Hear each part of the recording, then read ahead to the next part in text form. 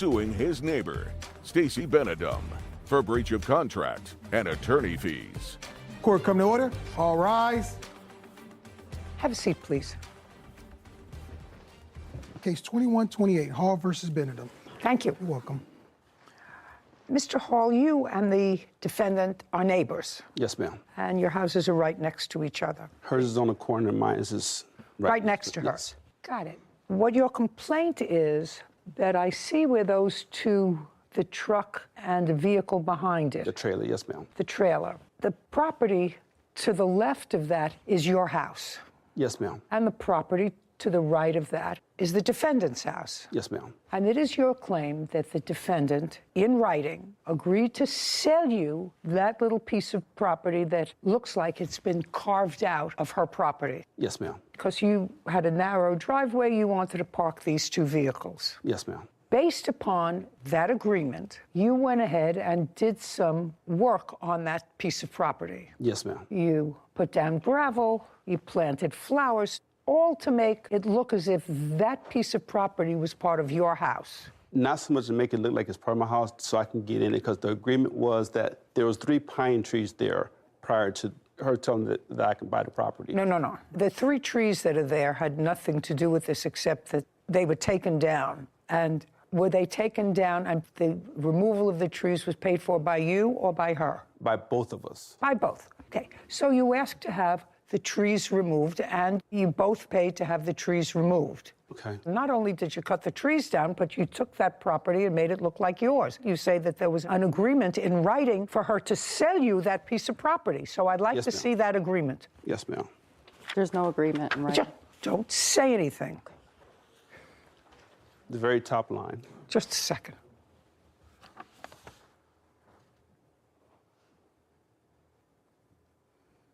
This is not a contract, sir, to sell land. I have a lot more. Shh.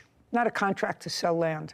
I see what she says to you. I am agreeing to sell you the property you are currently parked on for $1,000 plus costs. Let's get this in motion ASAP. And then she doesn't hear from you, and that's the 18th of May. And then she writes you again a little bit later, and she says her offer will expire at the end of today's business day, 5/19. And on 5/19, at 10 o'clock at night, you write to her, "Hey, Stacy, I've started working on things this morning. I have already been to the city of Akron, and once they are done and I get a surveyor and so on, I will keep you updated if that's okay.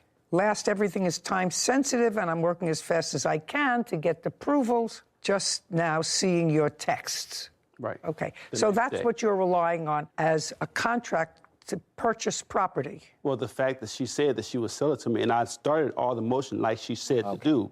I started all the motions, got the surveyor done, got the deeds done, I got everything done. All right, that was 5/19/2021.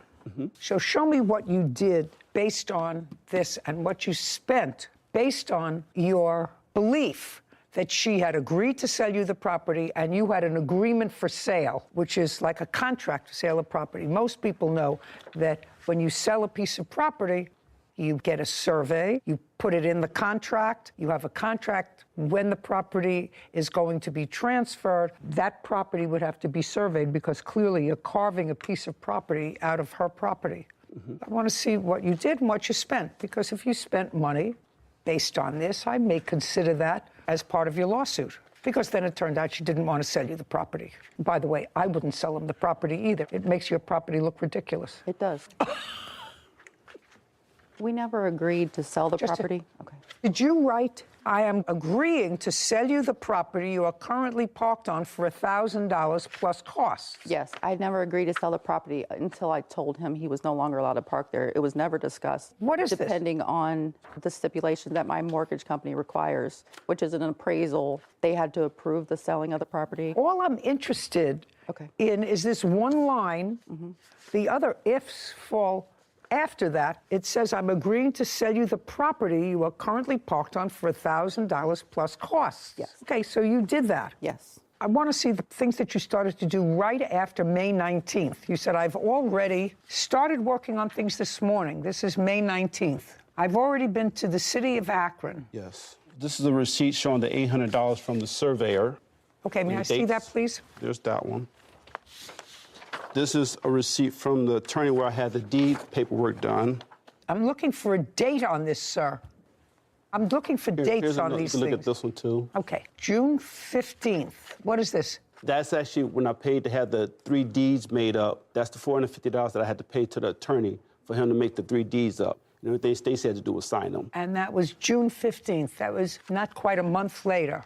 Right. I started the next day. Okay. And this is so far what you spent in reliance on her statement that I'll sell you the property for $1,000. This is a breakdown that I have, that I wrote down, that you can show her that, of everything, the timeline and... Now, I don't need a breakdown of the timeline, sir. I need the bills for this, not what you wrote. Okay. Oh, I need the bills for 6 tons of gravel. That was in July. here's one receipt right here.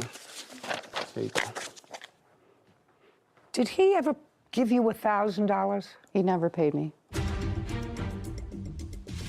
I'm a common sense person and a property owner.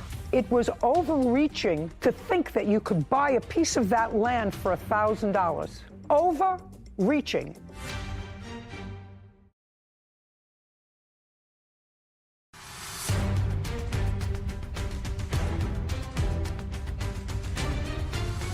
Julian Hall claims his neighbor, Stacey Benedum, owes for building costs and attorney fees. Stacey is countersuing, claiming Julian was illegally parking on her property. Okay, so far all I have that you paid was $450 for the deeds, $800 for the survey, and gravel to be delivered. I got the gravel in there. I also have the concrete that I had laid, flowers and stuff that I put in. Did he pay part of having the tree stumps removed? We split the cost and the labor of removing the debris of the trees. No, ma'am, What? that's not true. Who wanted the trees removed? I never had a problem with the trees. I like the true. trees. Don't speak. He wanted the trees cut down so he could have more space. He was already parking underneath the trees with a smaller trailer, just not his truck. He wanted more space, so he came to me and said, hey, what if I split the cost of the cutting of the trees? I said, that's fine, I'll split the cost, that's fine with me. And then I agreed to let him continue to park there as long as there was no tire marks, that's what it was. And then he built this thing. Well, he formalized parking there. Mm-hmm. Okay. At what point did Miss Benedum tell you that she was not going to sell you the property? This actually started on 4/3 of 18. I'm not interested. I'm interested in the beginning of these texts, Okay. where you clearly had discussions, trees were removed.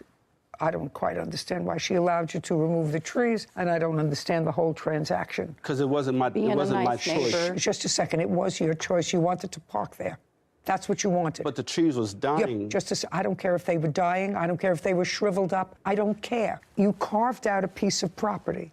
Now, if you carved out a piece of property that belongs to her and you didn't have an appropriate agreement in writing, which it has to be, then I believe, based upon her statement that you acted on, you're entitled to whatever you spent to renovate that property. Do you understand? You're not entitled to the property. No, I understand. You're not entitled to the property. You're entitled to what you spent to renovate the property. So now I want you to tell me, on what date did she tell you that she was not going to sell you the property? That was 7/20 of 21. After I got everything done and called her, and asked her, could she meet me at the bank? She said, no, I'm not selling to you for $1,000. But it goes deeper than that. That's what I'm trying to explain to you. It goes deeper than that because when it came to the trees, I didn't approach her with the trees. She came to me and said, since the tree was dying, I said, well, I'll go in half with you. At that point, I said, when can I use the property? She said, you can use it as long as you need it. So that's when I started investing all this money into the property. So what? I don't care. She said to you, you can use it as long as you want. Yes, ma'am. Okay. I said nothing permanent. She said, as long as I need it, that's why I invested the gravel. What I'm telling you, sir, is the purchase and sale of property has to be with a certain formality. If you dealt with an attorney, the attorney would tell you that it had to be in a formality, signed by her, signed by you, the contract that provided for sale, when it took place, what the survey was, whether her bank would agree to let her sell off a piece of the property because you have a mortgage, all of those things. That's why agreements to sell real property, which is land, have to be in accordance with a certain set of rules. This doesn't make it. However, if you relied on her statement in order to improve the property, to make it comfortable for you based upon her text message, I believe that you are entitled, based upon the text message, to what you spent to improve it. But you have to understand, she's not going to let you park there anymore. And I'm okay with that. Just a second. Are you still parking there? No, ma'am. Since when? I would say September of 2022. So you were parked there in July of 21, August of 21, September of 21, October of 21, November of 21, December of 21, January of 22, all the way up to September. You were parking there. This is because we had... Don't give me a because. No, I'm That's not- either a yes or a no. I was parked there, but we also had a civil case, too. Which he dismissed 2 days We before. had a civil case. She called the police. He and called the police on me twice. Just the question was, when did she tell you she wasn't going to sell you the property? September, when she agreed not to meet me at the bank, that's when she told me she wasn't going to sell. September of 2022? Yes, ma'am. I never knew we were meeting at a bank. Just a second.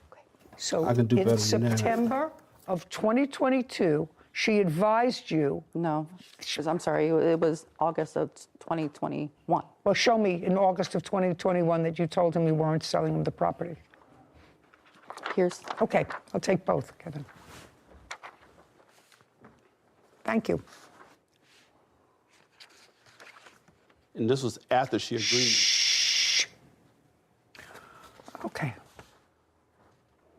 I'm just looking for the date on this. yeah, there's not a date on there, I'm sorry, but that was after May 18th of 2021. That was maybe July or August of 2021 when I told him, since he didn't meet all the requirements, that I no longer want to sell What it. requirements? He never met the requirements of paying me the money or getting the land appraised. The only thing he didn't do that my mortgage required is the appraisal. Ma'am, that wasn't true because I did everything that the city of Akron told me to do, who deal with this on a regular.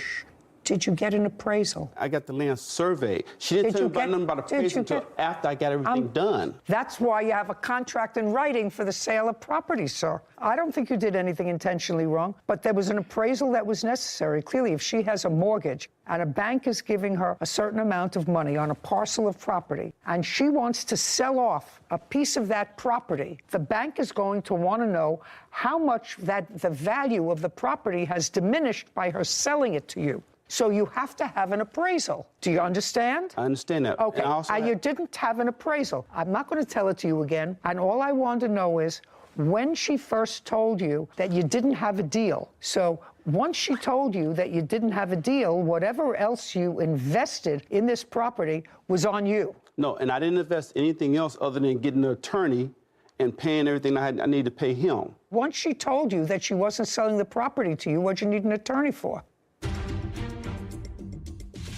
You're not the aggrieved party here. You got to park for free because she was a good soul. I would have had your trailer and your truck towed to an impound on day 2.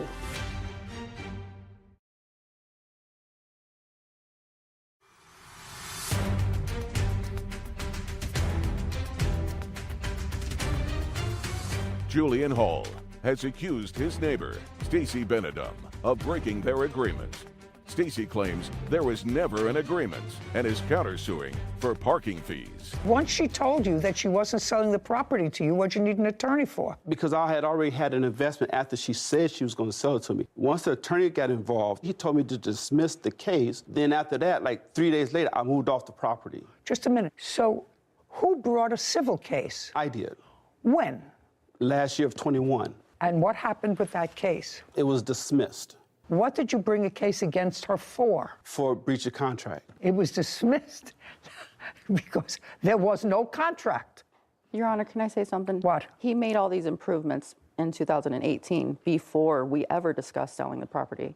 You mean he put the gravel in? Yeah. Well, how could he put the gravel in over trees? The trees were cut down in 2018. Is that right, sir? Hey, That's correct. the trees yes, ma'am. that were cut down in 2018, well before this. Yes. So you did use it. You used it for how many years? You used it 18, 19, 20, and 21. You used it. You used it. You had value from it. You had value from somebody else's property. You used her property for you to park on. You Yeah, can't. I wouldn't have done none of this if she would have told me no. Every move that I made, I asked her first. I got it in text message. I asked her, can I do this? Can I do this? She said, yeah, go ahead and do it. If she would have said no, I wouldn't have done none of it. I wouldn't put a dime into the property. I'm not going back to 2018, sir. If you made these improvements in the property in 2018 or 2019, before there was any hint of a writing that she was going to sell you property. She had a verbal that I can park there as long as I wanted to. Okay, your case is dismissed, Mr. Hall. You don't have a case. You did park there until she told you not to park there anymore. And you had the benefit of parking there for at least 3 years. I got money invested that she told me you that had I the can do benefit it. of parking your things there for at least 3 years. Are they gone now? His truck and trailer are, but the gravel's still there, and we have to clean up, get rid of that stuff. It was a huge mistake, so you're going to have to take care of that yourself. Okay. And I would take care of that because that looks ridiculous. I will. That looks ridiculous. You have a counterclaim Yes. for parking. Forget it. But listen, I told him he couldn't park there back in May of 2021. He continued to park there till... So you should have been more vigilant. My attorney didn't notify him till May of this year, of 2022, that if he continues to park there, we'll charge him $75 a day.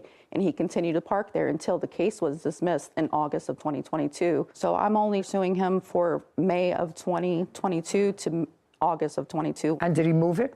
He did. Okay. You still living there? Yes. Do you talk to him? No. Had you talked to him previously? Yeah. We had a good relationship. I'm a common sense person and a property owner. It was overreaching to think that you could buy a piece of that land for $1,000. Overreaching. And if she had it appraised, and if it's something that you want, and she had, I guarantee you that that little piece of property would be appraised at a far higher cost than $1,000.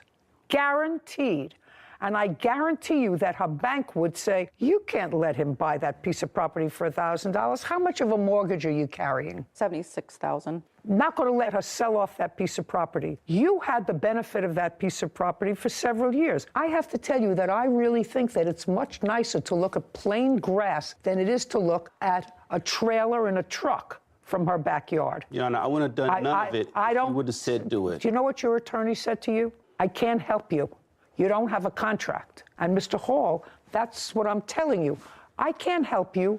You don't have a contract. And from what I know now, this all started in 2018 before there was any discussion of buying the property that you can prove to me. Because the thing that you gave me was in 2021. I have to tell you, you never had a problem because she was a good neighbor. If she let you park on her property, so if you think you're the one who's been aggrieved here, the truth of the matter is I don't think that you're the one who was aggrieved here. She let you park on her property. I have to tell you, I wouldn't have let that happen. I had a neighbor who had an easement. And I said, all I want from you when I bought the house was I want you to say that you will never try to claim this property by adverse possession and that you understand that it's my property. And then you can use it because it was a place that looked like it was part of his driveway. Mm-hmm. And he said, I'm not signing that. I said, if you don't sign it, I'm going to put a fence right in the middle of your front lawn, which is where my property line is. I don't hear from him. I said, you have 24 hours to sign the paper or I'm putting a fence right in the middle of your front lawn because that's my property and you have an easement. And he didn't sign it. He would have lived with the fence until today because it's still there. Now his children are living with the fence because he's gone. You're not the aggrieved party here. You got to park for free for 4 years. For free. Because she was a good soul. She's not a bad guy. She was a good soul. I would have had your trailer and your truck towed to an impound on day 2. She let you park there for 4 years. I wouldn't have been there. Goodbye, we're done. Thank you. This court is adjourned. She knew what type of work I did, so she said as long as I needed it. It was just a tough lesson of being nice to the wrong person. It did look like it was part of my yard, so I get that part. I hope we can be cordial and just move on with our life. It is what it is. This is a great example of the statute of frauds and why it exists. So all writings for the sale of land, real estate, have to be in writing and signed by both parties. I'm sure it was created for situations just like these. There's a lot of moving parts. There's mortgages, there's banks involved a lot of the times. There are easements, there are water rights, Exactly. there are all kinds of things. Legally, they're some of the most complex documents that get drawn up. So it can't be a text message for $1,000 to sell off a piece of land without all the boxes being ticked. Right. After May of 2021, when she wrote that piece... For his detrimental reliance on the statement. For his reliance on that statement to his own detriment by putting in gravel and other stuff. But then it 'Cause I came out, thought it was way It was before. put down in 18 before she ever said anything about selling Took it upon himself. Yeah, that would be on him. Yeah. And I don't feel badly for him because he got to park on property that wasn't his for almost 4 years. Yeah. Albert Lee is suing pilot instructor Ed Meyer for damage resulting from Ed moving his plane. Court come to order. All rise. Have a seat, please. Case 2145, Lee versus Meyer. Thank you. You're welcome. Mr. Lee, you are an amateur pilot Yes, I was yes. and you owned your own plane. I bought it to train in, yes. When did you purchase the plane? In, I believe, April of 2021. Did you buy it new or used? I bought it used. What kind of plane is it? It's a Cirrus SR-22, 2010 type Golf. What did you pay for it? I paid $420,000 for it, I believe. Is there a mortgage on the... Yes, there is. How much?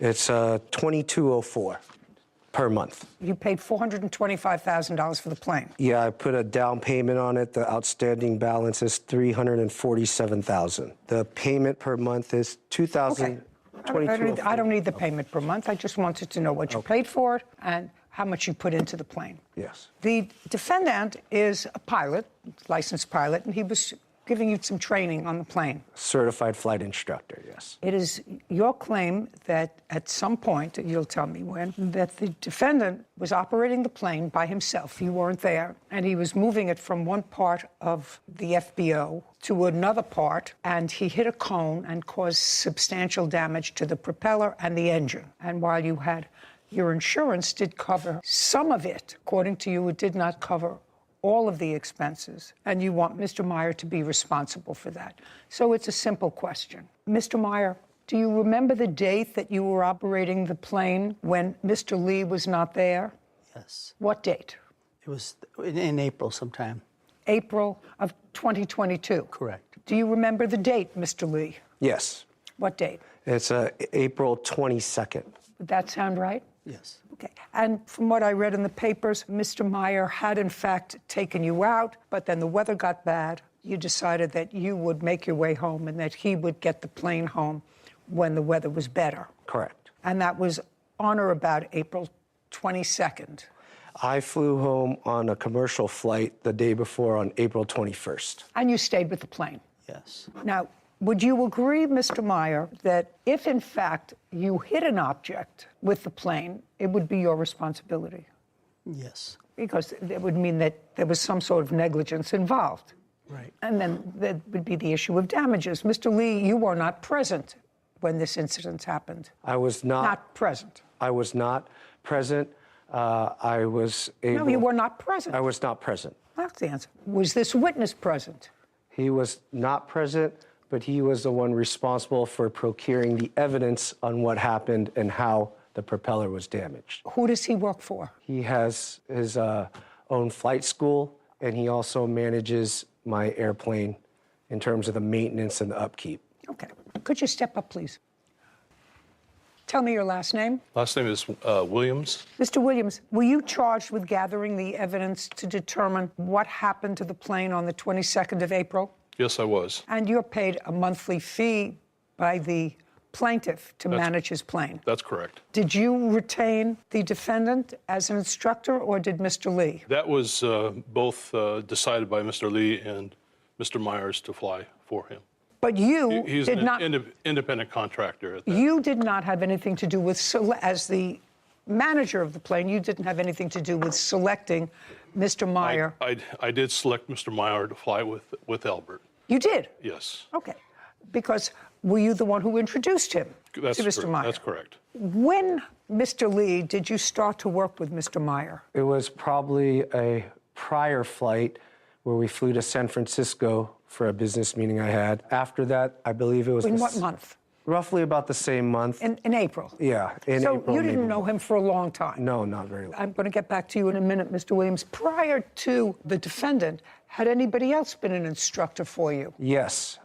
Clinton was my primary instructor, but I flew with some other instructors as well. But it wasn't until the month that this incident occurred that you had been connected with the defendant. Correct. Okay. Now, sir, how were you advised that the plane that you managed was in an accident? I received a phone call from Ed saying that there was a problem. From whom?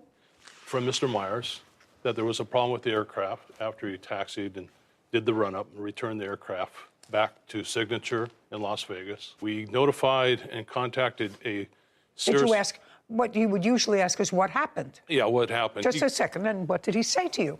He said that he was having instrument problems with the aircraft and he wasn't able to take off, so he returned the aircraft. At that point in time, I contacted a service center. I had 2 technicians go out and look at the aircraft, see what was wrong. At the time, the technicians found that they... Don't tell me what they found.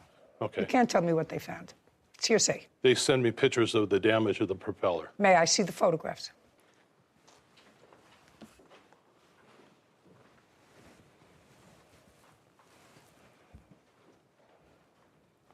Okay, so that's a fresh damage. Correct. Can I scroll this? Yes, you may. Or it's just one?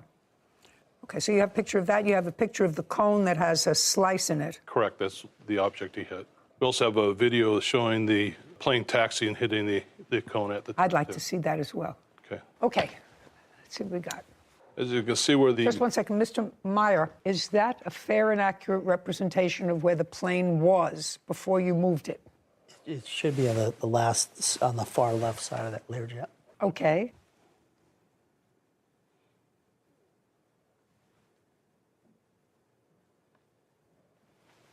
Oh. Mr. Meyer, do you see that you went over a cone? It's interesting. I didn't even notice there was a cone. You may not notice it, but you see it now. Yes. Okay. Your hitting of the cone caused damage to that plane. I mean, you're not talking about flying a 747. You're talking about a little single-prop plane? Yeah, they like those planes you put together, we used to put together with rubber bands. I wouldn't put my behind in one of those planes for all the money in the world.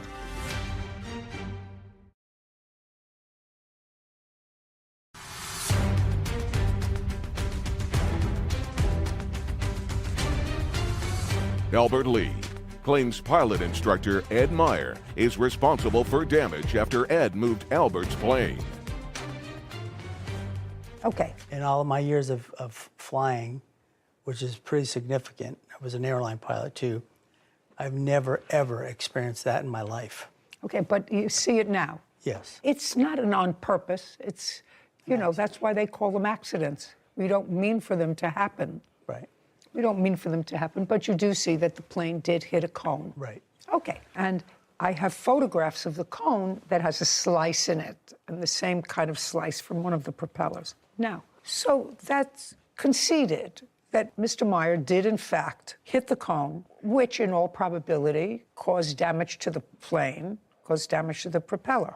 Now, tell me about your insurance. The insurance covered the propeller. They covered the teardown of the engine.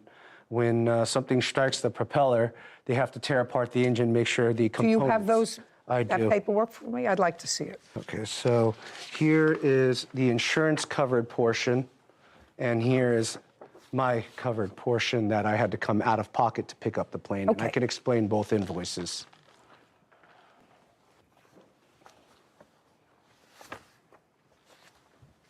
And if you flip to the last page, that'll have the total. Insurance covered about 60-something thousand for the propeller and the engine teardown. Okay, so the damaged propeller, Mr. Williams, causes you to have to take apart the engine, fix the engine if there was damage to the engine. Am I correct? That's correct. The FAA requires anytime you strike an object with a propeller, the engine has to be inspected in the component parts. So they... Component parts of the engine? Yeah, with the damage, potential damage of the engine.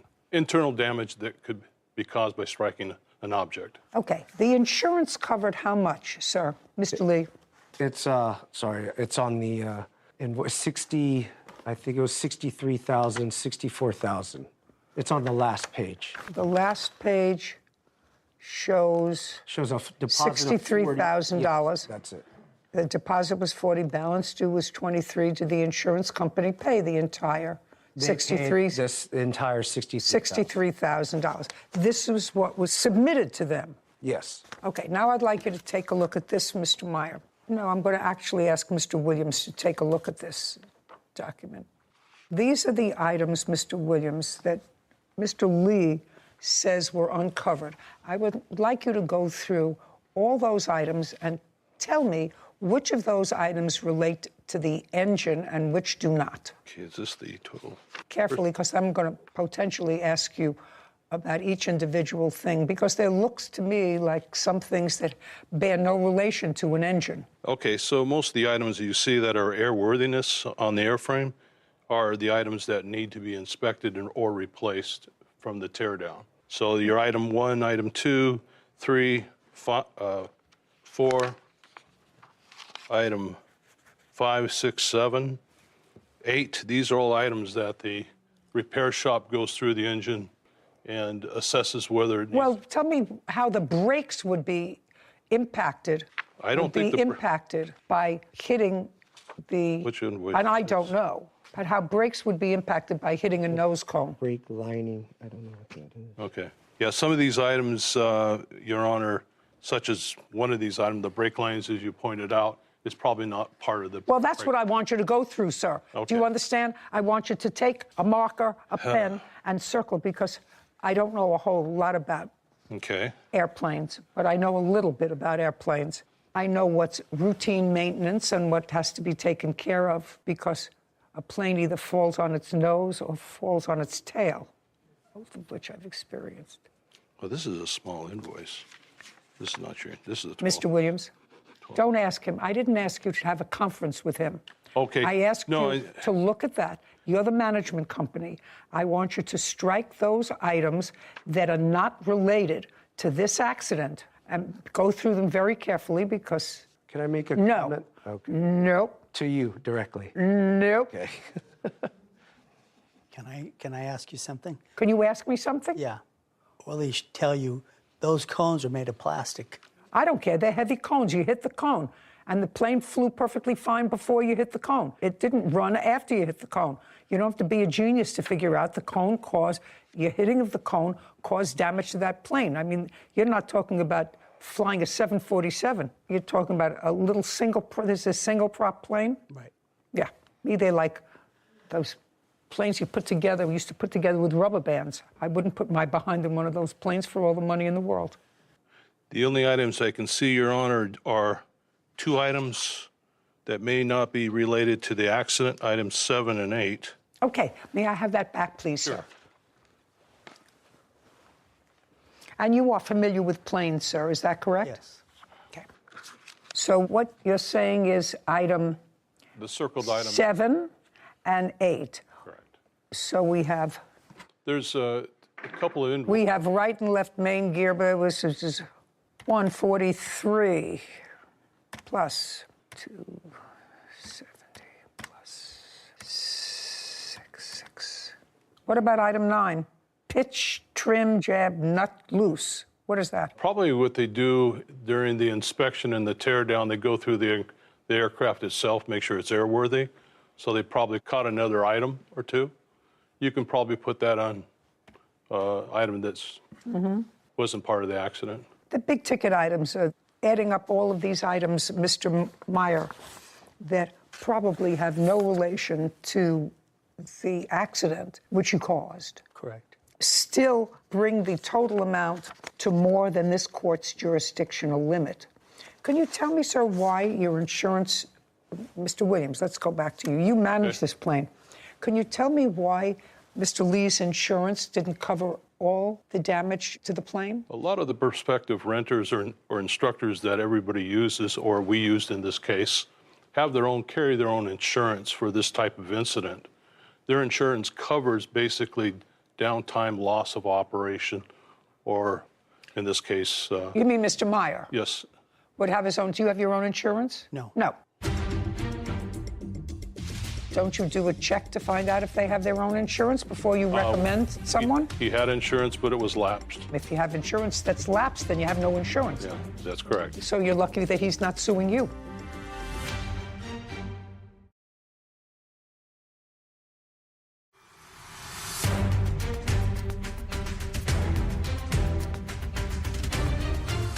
Albert Lee, is accusing pilot instructor Ed Meyer of hitting a cone and damaging his plane. Ed says Albert was already paid by his insurance company. Okay, Mr. Williams, you were the one who recommended That's Mr. correct, we Meyer. did. Don't you do a check to find out if they have their own insurance before you recommend someone? He had insurance, but it was lapsed. It Well, lapsed. he didn't have insurance. I get that all the time. If you have insurance that's lapsed, then you have no insurance. Yeah. As a flight school, our instructors are required to carry the insurance. Okay, but that And then didn't we- happen here. That's correct. So you're lucky that he's not suing you because you managed the plane for him. And you recommended him, Mr. Williams, you know. When you have a management company that manages your plane, they're supposed to make certain that if you have a certain kind of plane, that you have pilots certified to fly those kinds of planes. And if they give me a list of pilots and those pilots aren't certified to fly the kind of plane that I might have, then it's the fault of the management company. In this case here, the plaintiff and the defendant were working together as far as their payment and the fees they were going to charge. Well, that's okay. That's okay. They may have been working head to head. I mean, it was Mr. Meyer's fault, but I'm just telling you that Mr. Lee relies on your advice. What business are you in, Mr. Lee? I do commercial real estate. I sell shopping centers and office buildings. Okay, that's not his business. That's why he hires you. And if he hires you, he asks you for recommendations as to where to get the plane repaired for an instructor. Now, the fact that he may pay him independently, he's relied on you for information. So I suggest, Mr. Williams, that you tighten up your ship a little bit. Mr. Meyer, you're responsible to the plaintiff for the damage that you caused his plane. Why did you let your insurance lapse? It had lapsed. I just didn't even realize the fact that it had lapsed. I just realized the fact that when this came about, that's what happened. Well, when was the last time you paid premiums? Probably about a year before that. Anything else you want to tell me, Mr. Meyer? You owe him $10,000. You caused the damage. You have to fix it. Judgment for the plaintiff. We're finished. Thank you. This court is adjourned.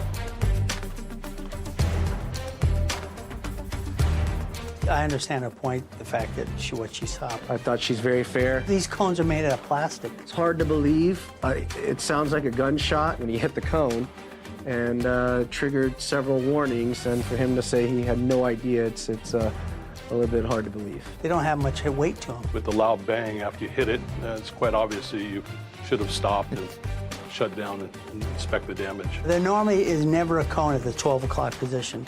They're at the left side and the right side. They place cones all the way around the aircraft, and it's part of your responsibility as a pilot in command to do a walk around pre-flight, make sure there's no object in front of your aircraft. When I taxied out halfway down, that's when I recognized there was an ICAS message that came on. I finally got it back, and no more student pilots, so won't let any CFIs fly for a while.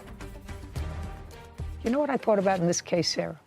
That lay people have to look at something, lay people, and while I'm a judge and have certain expertise, I have no expertise in reading slips that show what's been done on a car or an airplane or a train or a boat. But we have common sense. But we have common sense. And your brakes are not part of an engine. Yeah. You know, you have an engine job, and then you have a brake job, and you have a... I saw where you were going. different kind.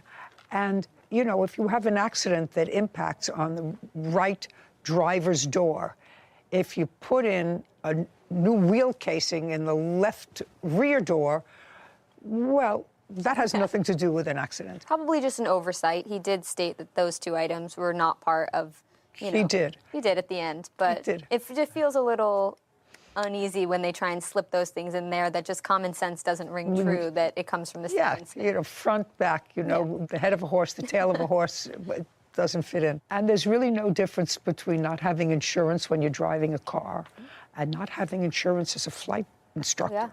Yeah, that's pretty serious. I would think there would be a more rigorous check on that before you get behind an aircraft, the wheel of an aircraft. Absolutely. You would think that there would be. Yeah. As Florence suing her former friend, Joseph T. Ivan Jr., for stealing money from her deceased husband's bank account. Court come to order. All rise. Have a seat, everyone, please. Hello, Judge. Case 2190, Friend versus Ivy Jr. Thank you. You're welcome. Miss Friend, your husband passed away recently. Yes. When did he pass? August 26, 2022. What did he pass away from? He took his own life. You have kids? I have one. I have a daughter. She's 7 months old. She was born June 14th, 2022.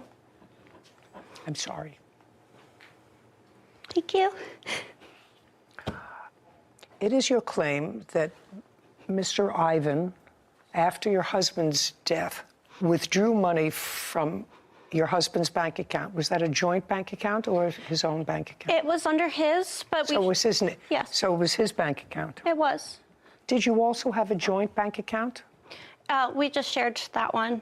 I wasn't working, and I'm not working. He is sole provider of our family. So the bank account was in his name solely. Yes. Okay. How do you know the defendant? We met in 2020. We worked together at Target, and that's my husband and I, and also the defendant. So you worked there? Yes. Did you become social friends? Yes. And at some point, Mr. Ivan says that your husband needed money, that he was in some sort of difficulty with rent money. Okay. That's what Mr. Ivan says. In what month, Mr. Ivan, do you claim that you loaned money to Mr. Friend? Mr. Whalen is his name. Whalen. Yeah. Michael and I are best friends from the day that we met, by the way. Just hit it off right away. So this gentleman would come to me and vice versa. Just tell me. The money we're talking about, August 17th, 2022. And was the conversation about the money in your house? Yes. In your house? Yes. I'd like you to tell me what that conversation was. Absolutely. Michael showed up at my door on August 17th. He needed money, and he needed away from the plaintiff. Just a second. Don't tell me what he needed. Tell me what he said to you. His rent is very far behind, and he would like to borrow $1,500. Did you ask him why? Of course. And what did he say? Rent. No. Why his rent was so far behind? Oh, not exactly. He stayed with me for the next 2 days, so we had a lot of conversation about it. Okay. So when he came on August 17th, he did not stay home with his wife and the new baby. He stayed with you for how many days? For 2 that week. You and your husband been having a difficult time? We were the last couple weeks before his ending.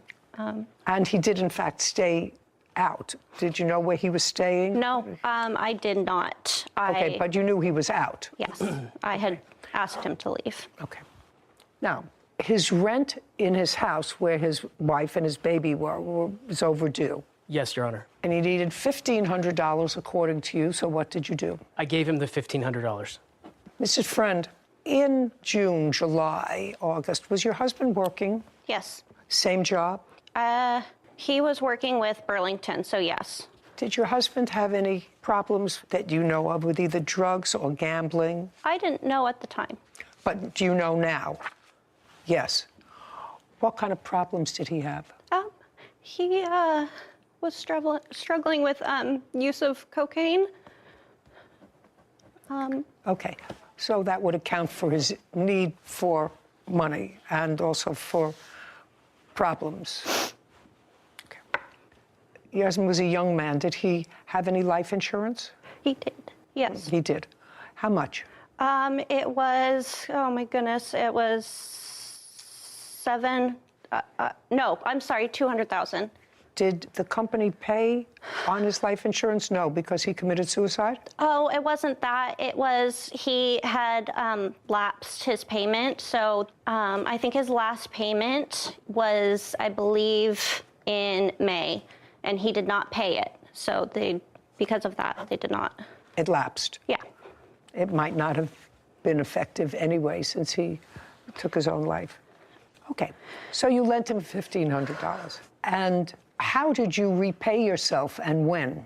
Your Honor, I'd like to point out that she was very well aware of the fact that he was using cocaine for the better part of the year. Just a second. Okay.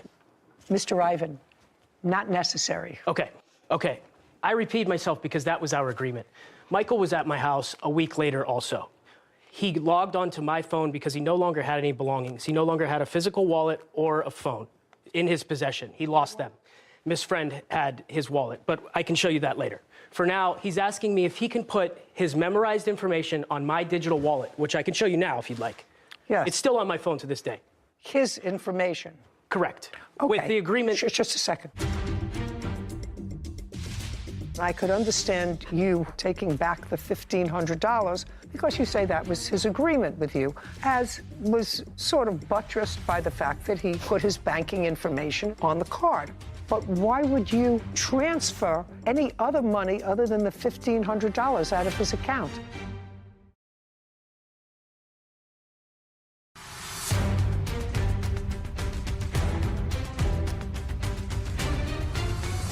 Courtney Friend claims her former friend, Joseph T. Ivan Jr., wrongfully took money from her deceased husband's bank account. I want you to bring that up. Yeah. And Sarah, you're going to take a look at that? It's the top card, sir. The one that says Chime. That's my digital wallet, my personal digital wallet.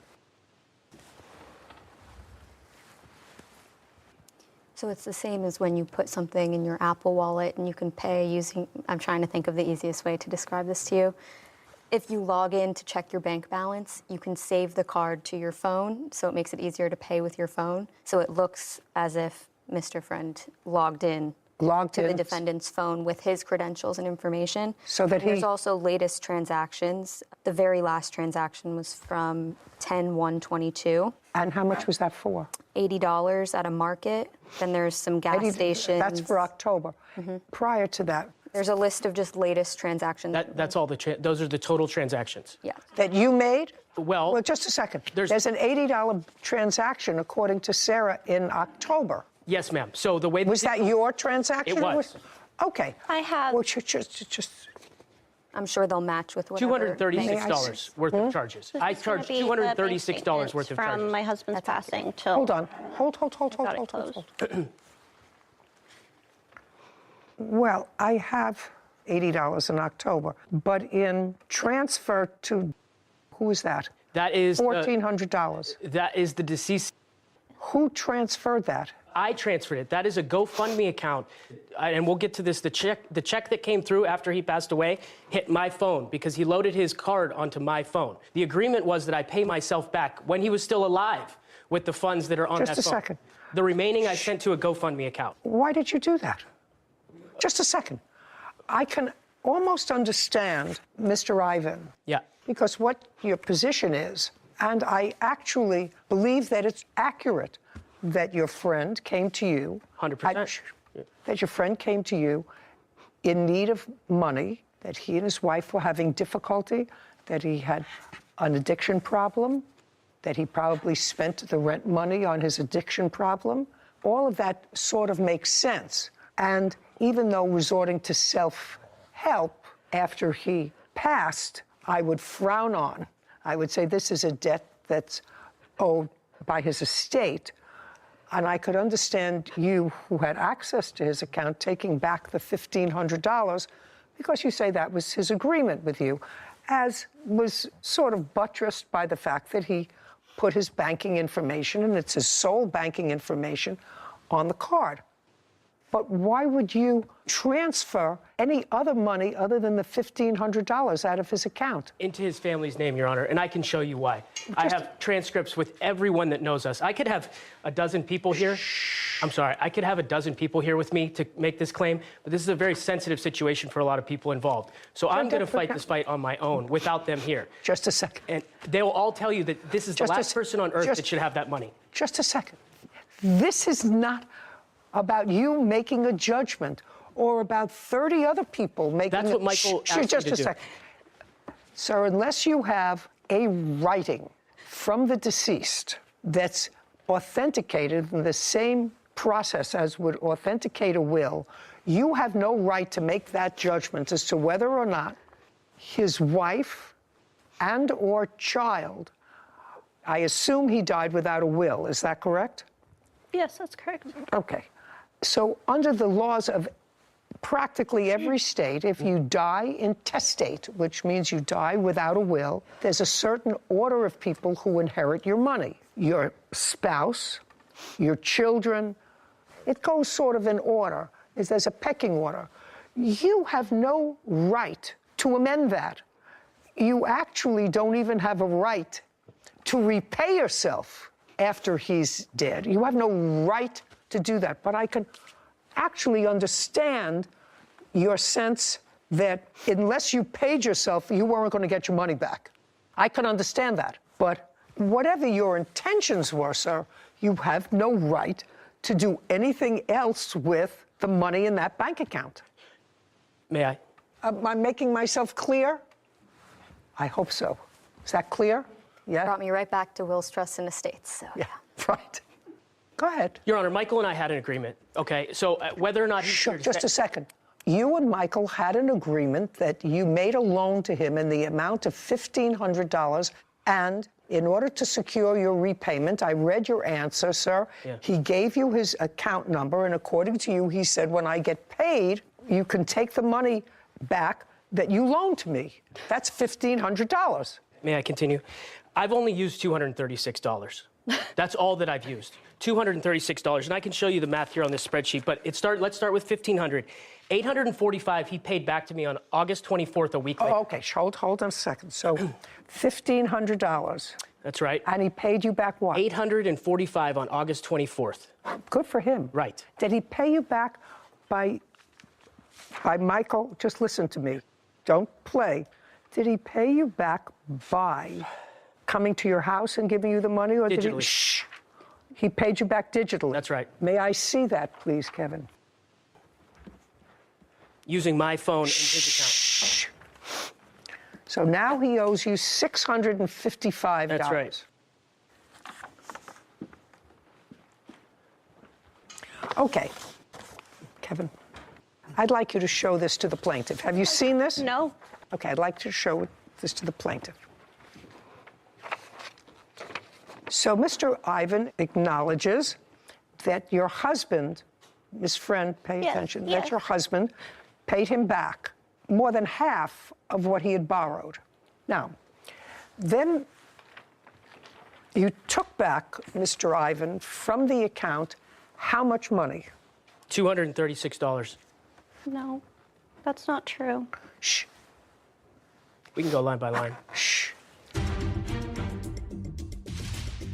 That's a debit, not a He credit. sent the $1,400 from $100 Michael's to the account. go. The Oh, leftover. oh, just a second. You can't do that, sir. I have a baby. Listen to me. You were there. You provided a shelter for Michael To get away when from he her. was- That's right. I'm sorry. I'll stop.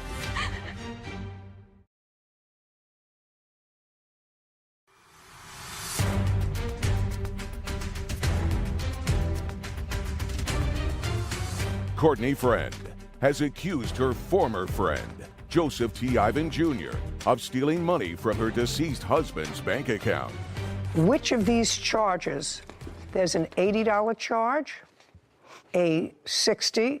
Are those your charges? Yes. Okay, hold on. 140. Just a second. 145, Yes. a 7735. Yes. And that's it. Those four. What about Cash App? That's the digital transaction that you just had. Oh, an 845. Got it. I'm still owed $392 for doing that. Okay. Now, how much money do you allege, and I'm going to give this to you, or give you, you must have this. How much money do you allege that he took out of the account? I'm asking for $2,700. I don't care what you're asking and- for. That's irrelevant to me what you're asking for. How much money do you allege he took out of the account? I think he took way more than what he's saying. Oh, well, I don't care what you think. Miss Well, Friend. it's proof I don't, right there. I don't. Other than the $1,400, which he says he transferred to the GoFundMe page, did you receive for your daughter any part of this $1,400 that came from a GoFundMe I page? have not, no. Okay. Can, Just a second. Okay. But the GoFundMe page was subsequent to your husband's death. Is that right? Yes. Who started the GoFundMe page? It was my husband's. So this money did not belong to your husband. This money was not money from your husband. This money was started by somebody else, not the defendant, and somehow ended up in your husband's bank account. Am I getting that right? No. Well, what's this 14? How did it end I up? transferred it from, that's Michael's bank account ledger that's attached to my digital wallet. I understand. And it's going to the GoFundMe. A GoFundMe is a special account that's set up in a tragic, or well, not necessarily. I know exactly what it is, Okay. but what I'm not following is why would it not be in his... It is. He's saying that that is a to, not a receiving. That's a debit, not a credit. He sent the $1,400 from $100 Michael's to the account. just a second. Oh, you can't do that. Sorry, sir. You can't do that. So you took out money that didn't belong to you because at best case scenario, you're still owed $400. $392. Yeah, okay, $400. You were still owed $400, and you withdrew $1,400 of Michael's money and sent it to the GoFundMe page. Yeah, because of the fact that the last person on earth that Michael would want to have that money is this person right That's not your judgment to make, sir. That's fine. That's just a second. That's not, listen to me.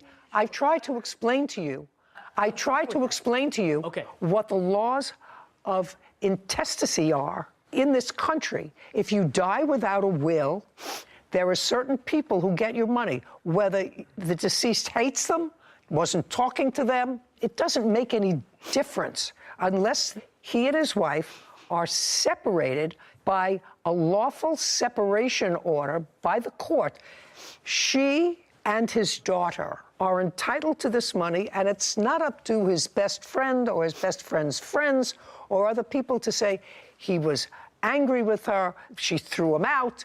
Whatever the reason that you're saying Michael would want the last person to receive any money from this GoFundMe page is the plaintiff, that's not your decision to make. You took back some of your own money. He paid you back some. You may get skunked for $400. I don't want it. Just a second. You may get skunked for $400. But if you sent this money to a GoFundMe page and that was $1,400 For the family's name, Your Honor. you can't do that.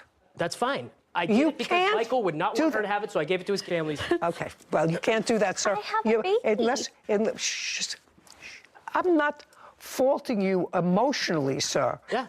Listen to me. You were there. You provided a shelter for Michael To get away when from he her. was. That's right. I'm sorry. I'll stop. That's a fact. It's just the truth. Judgment for the plaintiff in the amount of $1,400. We're finished. This court is adjourned. It doesn't matter. The woman's a fraud. She's a fraud. That money should not be going to her. She's the last person on earth that this gentleman wanted to have that money. I'm happy. I'm happy that she sided with me, listened to me, and Oh, that's all she cares about is money. That's what this is all about. knew that that was not right, because it's not. I mean, what kind of person would Courtney's out for money. Always was in the relationship. take money from a new mom, someone who's grieving? It's been such a mess, and I feel good about this. Because I'm the only one who would do the right thing with it, and he knew that. He was very defensive. He was very defensive and very hateful. I'm the great guy. He'd want me to fight the good fight. All good. He shouldn't have took anything from me. I've already lost so much. Happy it's over. I've lost my best friend, my husband, the love of my life, and the father of our new child. It's not okay. He caught me in a very vulnerable state. That case, for as tragic as it was, and I really felt for the plaintiff, brought me right back to wills, trust, and estates, and the basic, 3 rules: age of majority, of sound mind, and a writing. And it's just really unfortunate that the plaintiff's husband didn't have one. If I were to venture a guess, I would say that most people, when they're under 40, don't have a will. Yeah. He was a new father, baby. Makes it all that much more important. Yeah, it does. But he was a new father with a cocaine addiction. Yeah. Tough to try and guess the mental state of someone going through that, But I also agreed with you that you can't fault the defendant for his emotional. He knew how his friend felt, and he was trying to carry out those wishes. But there is the law, and there are rules, Right. and you can't take it upon yourself to redistribute your friend's money. Or So- the GoFundMe money. Yeah. All good intention, but you got to follow the rules. her former co-worker, Diamond Horton, for vandalizing her car and harassment while working together. Court come to order. All rise. Have a seat, please. Case 2141, Hill versus Horton. Thank you. You're welcome. Miss Hill, Yes, sir. what's this man's name? Claudius Brown. You have a child with him Yes, ma'am. who's 10 years old. Yes. Is that your only child? No, ma'am. How many children do you have? I have 4 children. Is he the oldest? She is the oldest. She's the oldest. Yes. Does she see her father? No. Hasn't seen him in how long? Months to a year. The defendant has 2 children with him. Yes, ma'am. How old are they? Well, he'll be 2 on the 9th, and then I have a 10-month-old. And then, according to what I read here in either the complaint or the answer, he has at least one other child. Yes, ma'am. Which is how old? Probably about 7. 7. Does he see that child? Every blue moon when she brings them. So once in a while. Yeah. So he has 4 children altogether? Yes, ma'am. And you currently live with him? Yes. What does he do for a living? He works at a warehouse. And you? But I'm a certified nurse assistant. Who takes care of the kids? Me and Claudius. You work different shifts? Yes, he works overnight. I work day shift. So you're currently working? Yes, ma'am. But there came a time, I'm just trying to figure out why everybody's sort of mad and fighting over him. I don't understand it. There must be something that you ladies see that is hidden from me, because it is your claim, Miss Hill, that Miss Horton not only vandalized your car, but that she caused you to be fired from your job. She says that you filed a false restraining order against her and that actually you caused her to lose her job, and it's all over the prize, which I can never really understand. How long have you been working in your current job? About 3 months now. So you got another job? Yes, ma'am. Do you like it? Yes. Making about the same money or more? A little less. And where are you working? I'm a machine operator. So you got another job? Yes. Because all this started when all of a sudden you found yourselves working in the same place? Yes. And in what month was that? That was, I started the job May 31st, but it spilled over into June is when everything took place. And how long were you working at the same place? 3 months. I started March 4th of 2022. Okay, so it was a short-term employment for both of you. And you were there first? Yes, ma'am. And you came shortly thereafter, shortly after she started to work. Had you ever met each other? No. Well, explain to me what the problem was. So there's a history that started back in 2019 via text messages and Facebook. So we've had an ongoing beef for years. Who cares? Now you're going to both get smarter. You're going to come here today and you're going to both get smarter. And if he has 2 children that he doesn't see, her daughter and your 7-year-old, according to what I hear that you see once every blue moon, that's a basket that I wouldn't be in. So you have a history of bad texting back and forth and stuff. I don't care about that. Let's get to the 2 allegations of, 1, that she vandalized your tires. When and what proof do you have that she vandalized your tires? This is after you both found yourself in the same working environment. It wasn't my tires. She actually keyed my vehicle. Keyed it? Yes. On what date? On June 18th. And I have my police report from that.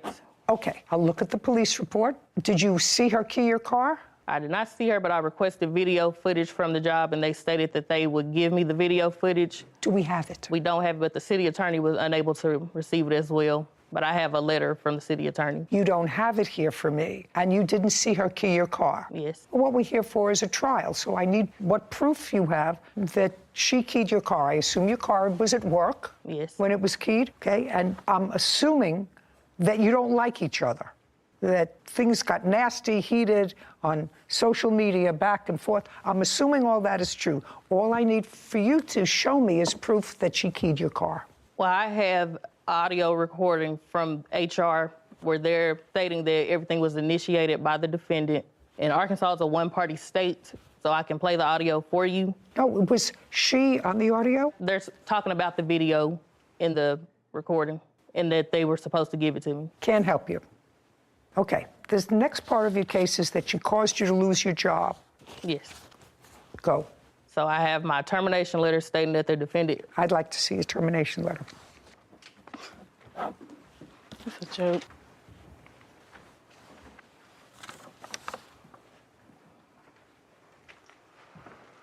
This is the description of the termination letter and description of the violation. Kiana has been involved in altercations with another employee. While the other employee instigated the situations, it has gotten to a point where multiple other staff are now involved. I don't know what that means. At this point, it is affecting patient care and causing a hostile work environment. Termination effective immediately. I assume that you have a similar letter because you were Yes, terminated. ma'am. May I see it? Yes.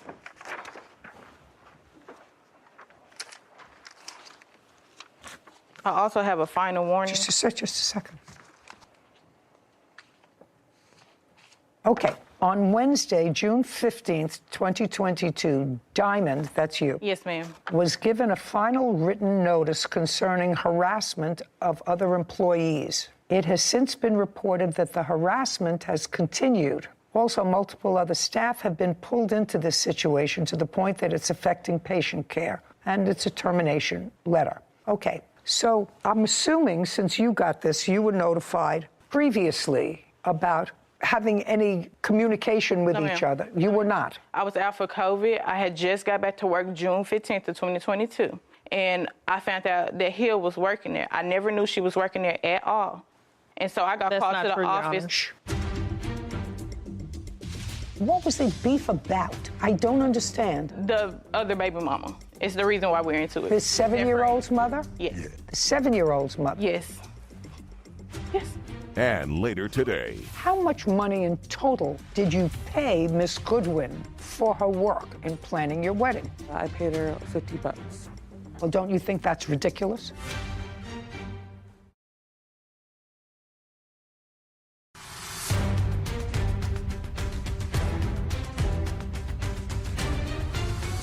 Kiana Hill claims her former co-worker, Diamond Horton, harassed her at work and caused her to be fired.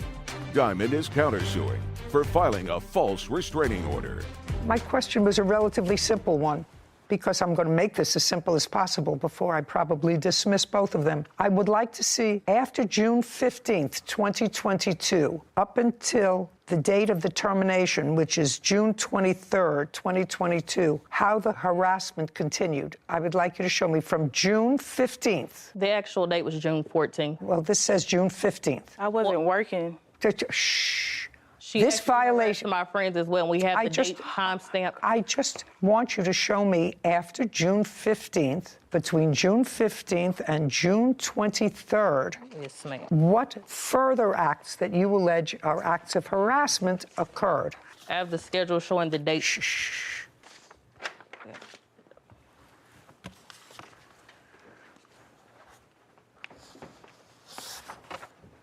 Well, I don't know what this is. A fake Facebook page that she made. How do you know this is a fake Facebook page that she made? That was a requested message that was sent to me after her and myself had a conversation, and she was threatening to beat me up. And it says, since you didn't apologize, D is going to beat you up. Okay. The D that they're referring to is Diamond. Oh, my God. What is this? The 870 number is her calling my phone. Okay. And 870. The missed calls. This was on what date? That was on June 19th. What were you calling her for at 6 o'clock in the evening? Well, the day she accused me of vandalizing her car is the day that we had worked together. She called the police and her family came up there and they all had guns. That's the reason she got terminated, because she brought a gun on the premises. That's and they not what came my up there letter to states. jump me. That's a lie. When I went outside, I just want to ask you why you called her. I called her to ask her because the June 16th is when I sat down. I had a conversation together to drop all beef. Like, no was issue. calling while she was I don't calling want you. me. Don't you want to say you called her. can't control yourself? Understand, you're sending me a bad message. If you can't control yourself here, which is a very controlled setting, I'm going to say to myself, this is somebody who can't control themselves outside of the setting. Do you understand? Yes, ma'am. Okay. So I called her to ask her why did she feel like I vandalized her vehicle, because before that we sat down and we had a conversation together at work saying it should be dead, like why we should not have any beef over him at all, and that the kids were involved. And so we agreed to let it go. So then she accused me of vandalizing her vehicle. What was the beef about? I don't understand. The other baby mama is the reason why we're into it. The 7-year-old's mother? Yes. The 7-year-old's mother? Yes. Yes. Yes. So we have no proof of vandalizing, and this is nonsense. You want to tell me about the restraining order that you filed? There was an order of protection placed after she was harassing me at work. May I see it? Yes. But it was also rescinded. By the way, does he pay child support for your daughter? Yes, ma'am. He does. How much? He pays probably about $239 every 2 weeks, somewhere around Does he there. pay it to you? Yes. Well, it's through child support. But he pays it to you? Yes. And he's current? Yes. Well, there's back pay, but he's currently paying. Okay. So was there a hearing on this order of protection? It was not. There was No, not. ma'am, Did there you was not a hearing. Just a second. Did you appear? No, I rescinded it. I understand that. I just want to know the court found that the petition was dismissed. It was a false accusation. Okay. So the reason that the order states it was dismissed is that the petitioner doesn't meet the definition of family or household member as defined in whatever statute is, and therefore does not allege the existence of domestic abuse. Doesn't address the gravamen of the petition. It's a more procedural dismissal because she's not related to you in any way. I mean, having children with a person in common doesn't make you, at least in this jurisdiction, part of the household. Okay, you both look like nice ladies. You know, he has kids with 2 other people. Not a great track record. He really don't see them because they don't let him. They don't want their kids around me. There's a reason. You know, maybe not a great track record. It's not good for your children. It's really not good for your children. I mean, your children, believe it or not, your children are related to each other. I mean, you may not have any interest whatsoever, but when your children get older, they may have a curiosity about who their half-sibling is, what they look like, they alike. They may have interest. So all I can suggest to you is your children didn't ask to be born. The idea that you exert any energy whatsoever, negative energy with regard to each other, is ridiculous, really ridiculous. But for him, you wouldn't have any contact with each other. Am I reading that right? Yes. Yes, ma'am. Yeah. Well, why? He hasn't been in your life in years. And I know that he shouldn't have been in your life at least for the last 7 years because he's got a 7-year-old with somebody else, right? And you have a 10-year-old. Goodbye, except for your daughter. And Could I state that the situation is not about him. It's about the harassment, the lost wages. That's more of my concern with her. It has nothing to do with him. I was working before you. I was working at a job. You came to my job. Just a second. What I'm telling you is, right now, and I don't have to get into it any further, right now, she's got the guy. I don't care. Just a second. Right now, she's got the guy. So that would perhaps give rise to some animus on your part. With regard to her position, he's working and he's paying money to your child, which is, in her mind, taking money away from her 2 children that she has with him. Well, that's his responsibility. You knew about that child and you knew about the 7-year-old. So what I'm telling you is there's a lot of negative energy going on. You both got jobs relatively soon after this. It was probably not a good idea for you to stay in the same place. And your employer was absolutely right and actually quite brave in today's times to say, we're terminating both of you because your job is affecting patient care. Because it's not only the 2 of you, other employees have been drawn into this drama. That's because she brought them in. I don't know whether she brought them in or not, and I don't care whether she brought them in. And later today, She wasn't your best friend. She wasn't even a close friend. You hadn't spoken to her in years. So clearly you called her to do a job for you that was her profession. And in addition to doing that, she bought you your wedding dress.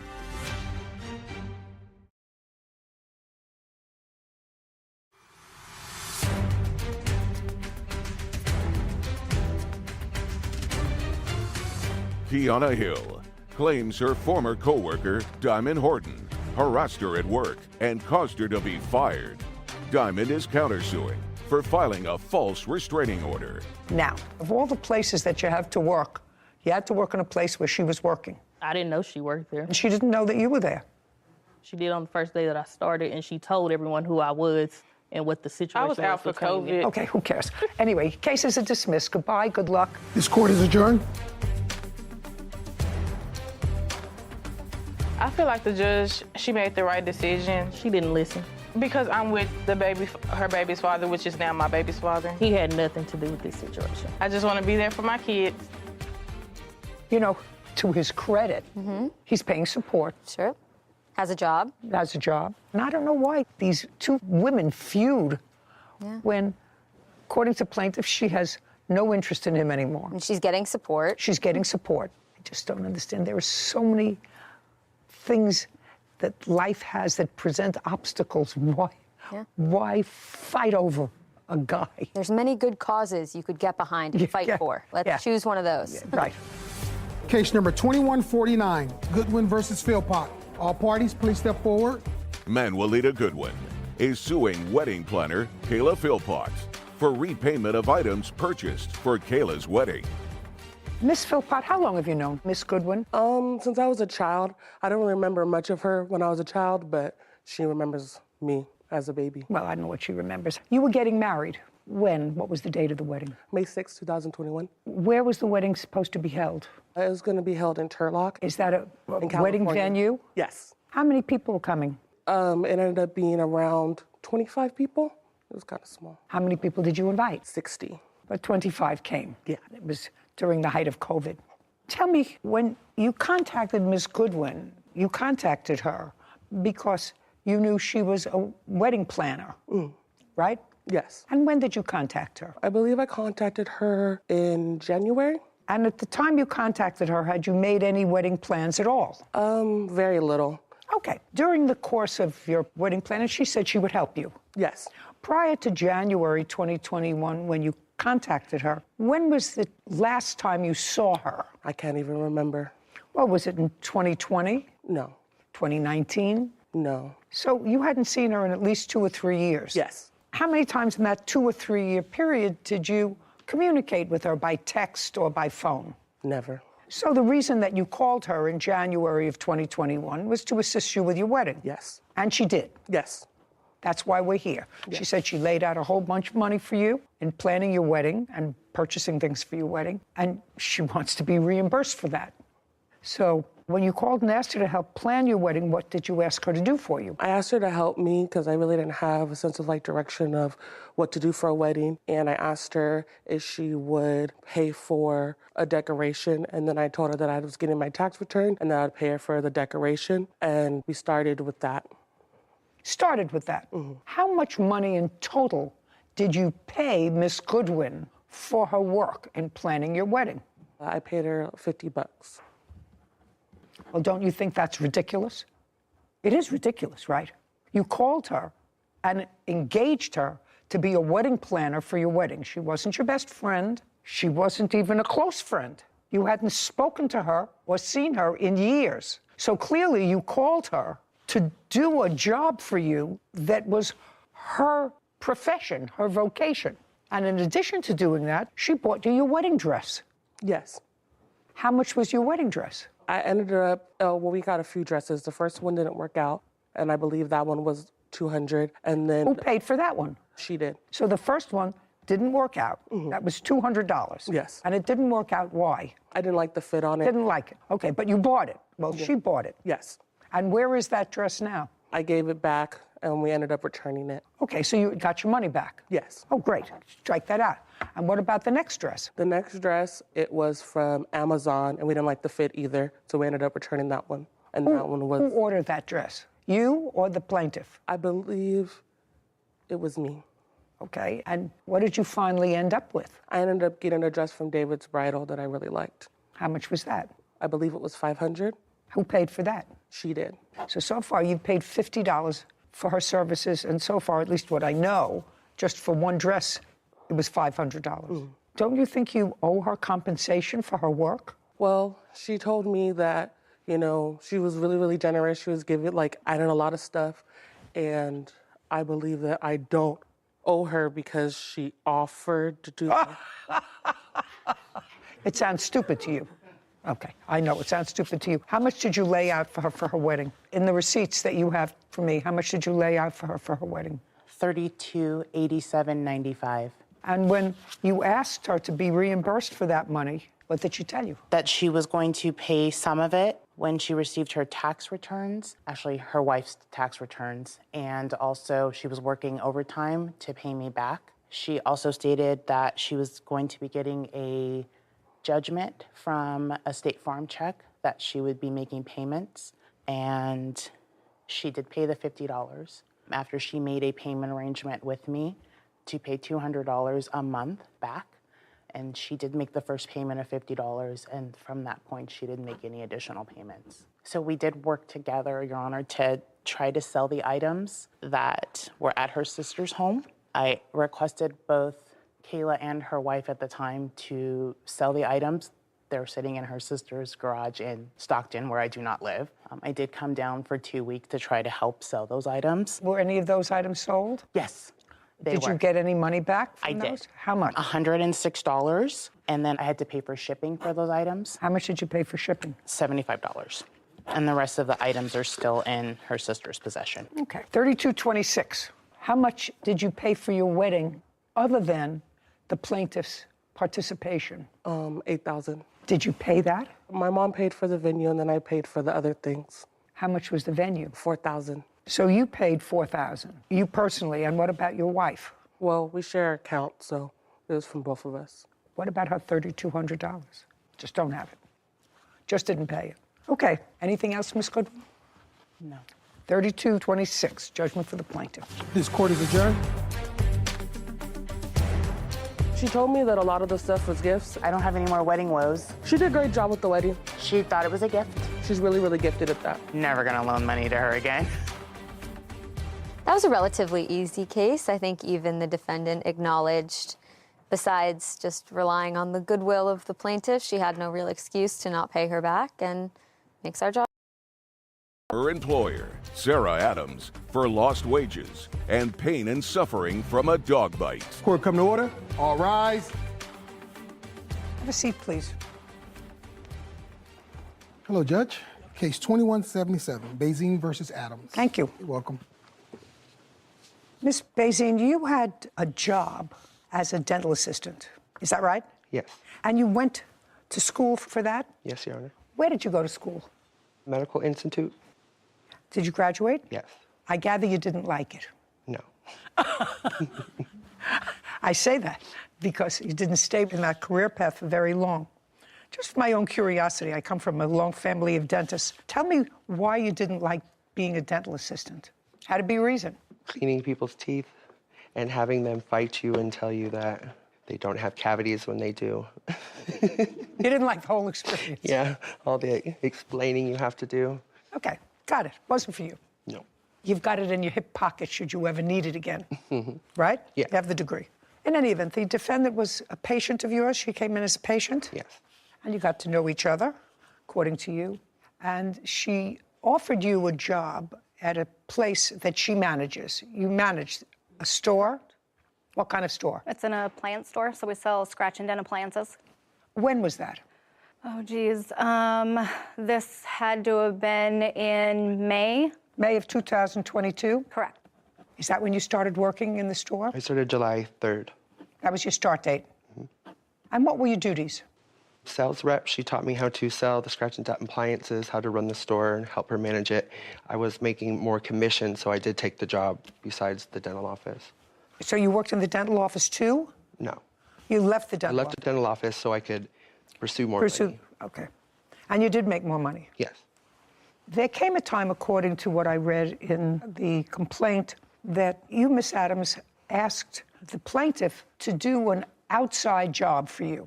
No, that was not correct. So tell me how it happened that she ended up at your house. What happened was I was going to take my lunch to take my kids who were at home lunch because they were on school break. She offered to go. How old are your children? 16, 13, and 10. She offered to go in my place that she wanted a break. She clocked out for her lunch. I gave her money to go, 1, pick up the food, and 2, a little bit of gas money. She then went to my house. Just a minute, we're not there yet. She clocked out for her lunch break. I was clocking out at work. Shh. And you're the store manager? Yes, ma'am. And how long do you get for a lunch break? An hour. That's an hour during the day. That's yours. Correct. Now, from the store where she was, where she clocked out, to the place where she was supposed to pick up lunch for your children, how far was that? Because you said you gave her gas money, so it wasn't around the corner. 15 minutes away. And how far from this place where she got the food is your house? Right down the road. 5 minutes. Not even 2. 2 minutes, 17 minutes. And then she's got to get back. Correct. So that's almost 40 minutes. Correct. Out of her 1 hour lunch. So she was doing you a favor. Yes, ma'am. Well, why don't you just say that? So you made me go through this whole exercise. It was more than half her lunch. It gave her 15 minutes for lunch. She was doing you a favor. Yes, ma'am. Did she ask you to do her this favor? Yes. Tell me how she asked you to do her this favor. Wouldn't go through when we were ordering the food. I was already on my way home. It was 2 o'clock in the afternoon, so I was ready to go. She said, go ahead, here's some money, deliver the food to the children. Thank you for your help. Did you have to pick up the food? Yes. Okay, she I gave you went to money. the drive-thru, sat in the drive-thru, ordered the food, drove to her house. So is what you're telling me that you did not volunteer? No, I was going home and it canceled, and I said, okay, I'm on my way home anyway. Oh, so get back, step back. Did you order food I to send did, to your and kids? it did not go through. Okay, so you ordered food to get there, and this was lunchtime. Correct. And how did you find out that they canceled? They sent me a notification to my phone. To your phone? Correct. And what time was that? 1 o'clock, 1:15. Had you already taken your lunch break? No, ma'am. Most days I do not. So you're in the store all day? I am. Well, then it would seem to me she had to find out that they canceled because you said that they sent the note to you. We work right next to one another. I don't know. She wasn't looking over at your phone. Right. She wasn't looking over at your phone. If you work right next to each other, common sense would dictate you said something, oh, whatever. Well, what expletive you used, they canceled my order. Correct. Could you take stuff to my kids for lunch? I was going to do it. She offered. I want you to tell me exactly what you said. You stay in the store all day. Now you thought about it and you thought about your defense and you did, in fact, according to you. Just remember something, because here's 20 bucks. Would you take the food, drop it off with the children? And in addition, voila, you said to her, please do not go in my house. My dog is aggressive.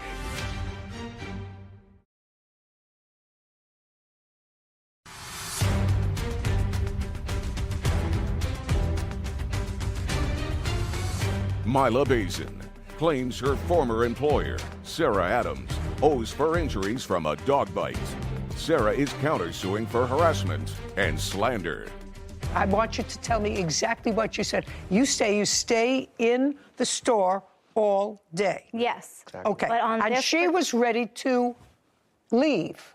No, so she was leaving for her lunch. No. I was going to leave and take the kids' food. Mila stated she wanted to go out of the store. She needed a break. So I told her, okay, if you want to clock out and take your lunch, if you will do this for me, I will give you an extra $20 for gas. She said, okay, no problem. So it was doing me a favor. That's what I want you to say. Yes. She was doing me a favor because I wanted to get my 16-year-old lunch that she couldn't get for herself. Correct. Well, that she couldn't walk around the corner and get for herself, or open the freezer and put it in a toaster. Right? Right. Okay. So you had one of your subordinates go to your house and deliver the food. That's the bottom line. You had one of your subordinates, because you were in the store where you stay all the time, you had one of your subordinates, gave her 20 bucks, here's a little gas money for you, go pick up the food and bring it to the house. By the way, your 16-year-old doesn't get around? No, she's not driving it. She walks. Correct, but I don't like my children to leave the house. In the middle of the day, 1 o'clock? Correct. Okay. Not in this world that we live in. Okie dokie. Anyway, here's 20 bucks. Thank you. Did you say anything else to her? No. Has she ever been to your house before? Not at that time, no. Prior to giving her money and say, could you pick up the food and drop it off, she had not been to your house before. Correct. I did state to her before she left. Just a second. She had not been to your house before. Correct. Now you thought about it and you thought about your defense, and you did, in fact, according to you, just remember something, because here's 20 bucks. Would you take the food, drop it off with the children? And in addition, voila, you said to her, please do not go in my house. My dog is aggressive. And that's why I did tell her to call me when she got there. I would call my daughter, have her go out and get the food. And Your Honor, I do have a video of my Ring doorbell of what happened. I'm going to watch that. Okay. Because what happened was there was a lot of food, according to what I've read. It needed 3 children. It needed 2 trips. Daughter took in some, she took the other, and she was bitten by your pit bull. Correct, but I told her, do not go in my house. And she was bitten by your pit bull. Yes, in my home. She wasn't trespassing in your house, madam. She wasn't burglarizing your house. She was bitten by your pit bull. That's Right, what the but she case was is about. told- She was told not to go into my house. If I believe you. I have evidence. I'm going to look at it. Okay. If I believe you, whether I believe you or not, she was bitten in your house by your dog. How old is your pit bull? 7 years old. Where did you get her? From the pound. So you went to get food. You took your car and you went to get food. And you picked up how many bags of food for the 3 children? There's at least, I think, 2 bags, or 1 big bag, and then 2 drinks. 3 drinks in total. I had to carry 1 drink back in behind April. I should have waited in the car, but Now, why should you have waited in the car? Why? now that I've been bitten, I say that. Well, what would have made you think that you should be waiting in the car? No reason. Did Miss Adams say to you when you left, No, Your Honor. text me when you get there, my daughter will come out? Yes, to make it easier for me, but not because she told me she had a killer dog. Did she tell you she had any dog? No, I knew of one little dog, her little Mookie, her baby Chihuahua dog. Your Honor, I bring a dog with me to work every day. That you just got while I was working there. Just a second. Don't interrupt. She said she knew of one little dog, a Pekingese. That's all you knew about. I knew of her Chihuahua at the time. The Pekingese came later. She inherited her dad's dog, but all I knew of was her little Mookie Chihuahua. I also have a Chihuahua. I thought we both had Chihuahuas. I would not go to anyone's house if they had a killer pit bull. Pit bulls, period. Okay, you picked up the food, you got to the house. What did you do? April came out to the car, grabbed what she could. I had the remainder drink. I got up and followed Miss April inside the house. Once we got to the door. Is April the 16-year-old? Yes. That's you. Mm-hmm. Once she stepped inside, I stepped in behind her. She turned around to grab it, and the dog was right there. Step up. Bit my leg. Okay. April, do you have friends? Yeah. Do they drive? No. None of them? No. And do you live in a rural area, or are there stores there? There's some stores down What 2 kind? streets. Oh, yeah, what kind of stores? A grocery store. Yeah. So if you wanted to and you were hungry, you could have gone to the grocery store and gotten something for lunch. Mm-hmm. Is not an answer. Yes. So on that day, let me make sure what day we're talking about here. July 18th. On July 18th, you and your siblings were home for the day? Yes. Yeah. Tell me about the conversation you had with your mother about ordering lunch. My siblings were hungry and wanted something new, so I asked my mother. You called your mother at work? Yes, I called my mother at work to ask if she can order some food. What time did you call your mother? It was around 1. And that's all you said to her? And what did your mother say? She said, yeah.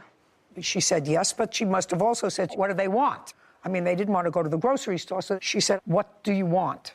She said, I can order McDonald's, and I said, that's fine. She said, I can order McDonald's, and? And I said, that's great, that's okay, thank you for doing that. Okay. Now, she called you later to tell you that they had canceled the order. Yes. Hmm? Yes. Yes. And what did she say when she said they canceled the order? She said that Milo was coming over to drop off the food, and she already told her about... No, don't make things up as we're going. Be very careful when you talk to me. Mm-hmm. Yeah. She said Mila is on her way over with the food. Yes. Now, Mila came over, she pulled her car up in front of your house. Yeah. And did you see her pull the car up in front of the house? Yes. Okay, did you come outside? Yes. All right. Came outside. Did she get out of the car? We're going to go step by step. She got out of the car? No. She stayed in the car? Yes. And you took a bag? I took all I could, 2 bags and a drink. Okay, but that wasn't all the food there was? Yes. I told her I would come back for the rest. Did she say that to you? No, Your Honor. I didn't hear you say to her when she turned around, stay out there. I didn't hear you say that to her. Do you understand? I didn't hear you, and I heard everything. Say that to her. she had one drink that she was going to give you, and she actually leaned over to give it to you. I didn't hear you say anything to her.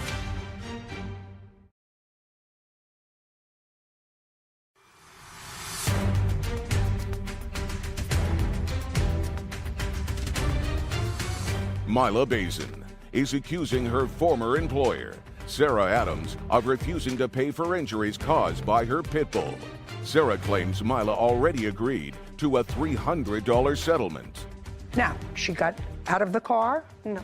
She stayed in the car? Yes. And you took a bag? I took all I could, 2 bags and a drink. Okay, but that wasn't all the food there was. Yes. I told her I would come back for the rest. Did she say that to No, you? Your Honor. I was just nice and got out of the car and followed her. Yeah, you didn't have that much of a discussion. It doesn't make sense that you had that much. So there was a drink left? Yes. So she was walking in following you with the one drink? Mm-hmm. No. She didn't follow you into the house with the one drink? Not until later. What do you mean not until later? What happened in between the fact that you grabbed the food and 2 drinks, there was a drink left, now she's out of the car. I didn't realize she was out of the car. I thought she would stay under the car. So I'm walking over to the house to open the door. Okay, now I want you to point to some place in this room where the car was and where your front door was. Make believe I'm the car. Point to some place in this room. If it has to be more, you can say it's twice that distance, twice the distance from the front and the back of the courtroom, or half the distance, or it's the same distance. How far is it from the car to your house? The car was right here, and our No, door... I'm the car. Yeah. And how far away is front door? About right here, not that far away. Where? Where those... So maybe 20 feet. Yes. Now I'm going to look at your video.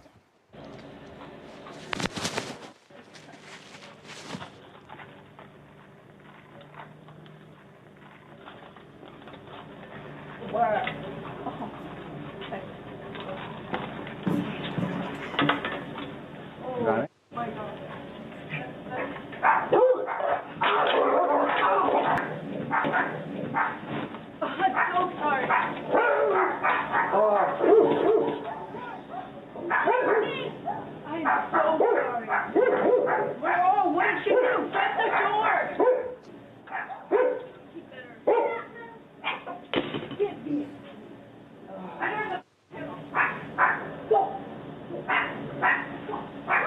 Give me a towel. I'm so sorry. Give me a towel, hurry.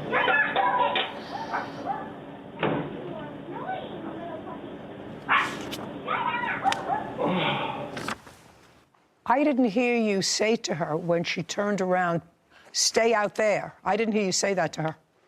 Do you understand? I didn't hear you, and I heard everything. Say that to her. She had one drink that she was going to give you, and she actually leaned over to give it to you as you were in the door.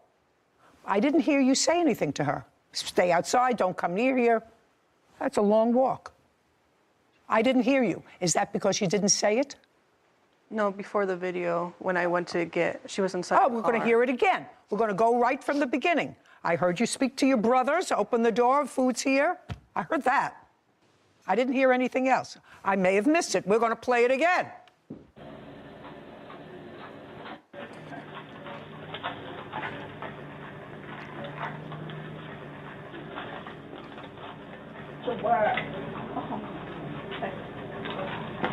You turn around, you saw her walking in after you.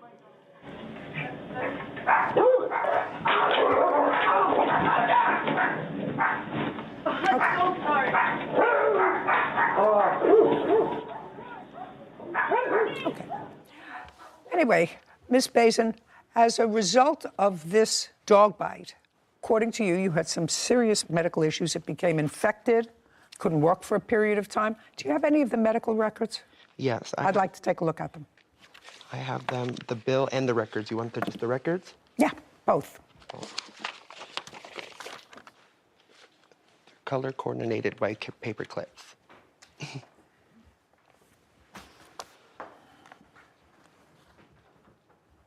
Does the job that you had give you health insurance?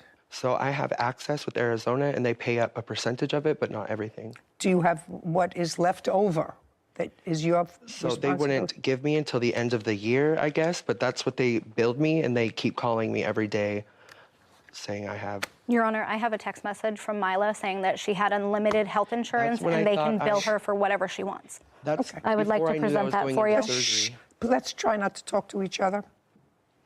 Also, Mila went to the hospital 4 times, and I have records of all of that and what they did each time per her text messages. Yeah. And I have pictures of the bite when it happened if you'd like to see that as well. She has it. You don't have to prove her case. I'm sure you have pictures. Yes. Yes, I'm sure. How long were you on antibiotics? For at least almost like 2 months off and on. I had to go back multiple times and have it aspirated. Yeah, I see. Yeah, got infected. Do you rent or own your own home, Miss Adams? I rent it. You have renter's insurance? I do. Did the renter's insurance that you have, is the company aware of the fact that you had a pit bull? Yes, and it is extremely hard to find a place to rent with a pit bull. No, I didn't ask you that. I asked you whether your insurance, your renter's insurance, had a provision that excluded the insurance from a pit bull bite. I do not recall, no. What state do you live in? Arizona. What's the name of the company? It's through our insurance on the car. And I'm not 100%. Did you notify them of this dog bite? No, I did not. Why not? Because she even said it was her fault. It wasn't her fault. It was your fault. You had the dangerous animal. How is it my fault? Just a I second. told her not to go in my house. Don't ask me any questions, madam, and I'm going to tell you something. Based upon that video, there's no indication that you told her, don't go into my house. I told her at work. Listen to me. Based upon what I saw, if you knew that you had a dog that was territorial and she shouldn't go into the house, then you, when you speak to your daughter who was too lazy to go to the grocery store, say to her, I have one of my employees that I'm sending with your food, which is exactly what happened. You would have said to her, make sure that you take the stuff from the car. And she wouldn't have, unless she's an idiot, she wouldn't have, when she saw the plaintiff coming up with the extra drinks, she would have said, do me a favor, just stay out here, put them down on this shelf where I put the other drinks. Don't walk into the house. She said nothing. She walked into the house and, in effect, held the door open so that she could deliver the other 1 or 2 drinks for your children. That's what happened. Is suing her brother, Jordan Thompson, and his girlfriend, Carmela Turturelli, for personal belongings. Court come to order. All rise. Be seated, please. Hello, Judge. Good. Case number 248, Bolio versus Thompson's Turkey Valley. Thank you. You're welcome. How old are you, Miss Bilio? I'm 31. You have 2 kids? I have 3 children. 3. How old are they?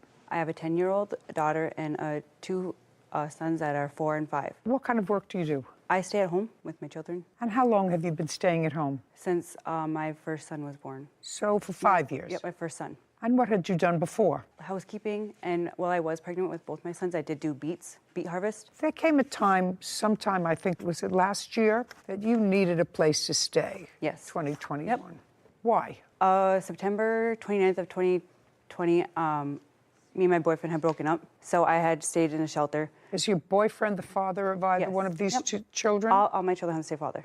Me and him had broken up at the time, and I left from where we were staying at the time. Our living was West Fargo, to the YWCA right away, the homeless shelter. And I was there for like 6 months. And during that time, I had met Carmela, and me and her became friends. And I had introduced her to my brother. And then I moved away for a little while in April, and I came back like the end of May. Where did you move to? I went to Texas. What's in Texas? A friend. Where did you meet him? Here in Fargo when I was 14 years old.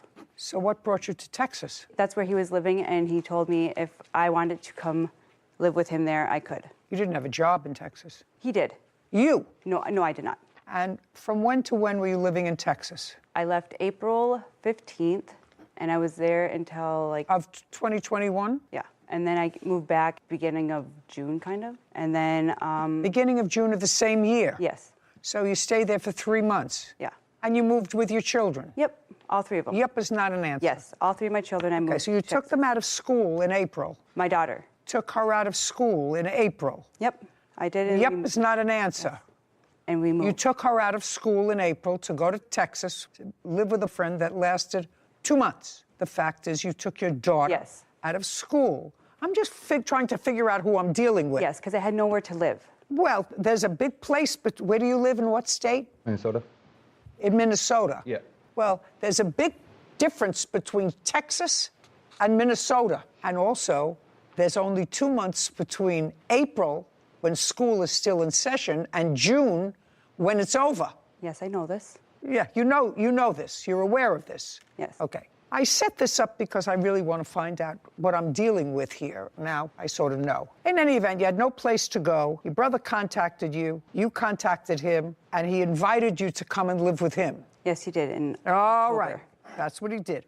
You and your 3 children. Nope. Just me and my 2 boys. So you were going to live with your brother and his girlfriend with your 2 children. Yes. You got there when? October. Of 2021. Yes. Case is relatively simple. Case involves your claim that they have property that belongs to you. And they have a cross complaint that they probably would not have brought but for the fact that you're suing them. Because I think that they're just happy that you're gone. You moved in with them in October of 2021 and paid no regular rent. The agreement between me and my brother was to buy food for the house and to give him money when I can. Okay, now you weren't working. Now you weren't working, so how are you going to buy food for the house? I was on assistance through Minnesota, so I got SNAP. So you got food stamps? Yes, and then I had child support. Well, I was on child support, but I wasn't getting the money. I didn't start getting money until February of 2022. And that's when I start giving him Just money a second. every so often. In October of 2021, you were not getting child support. No.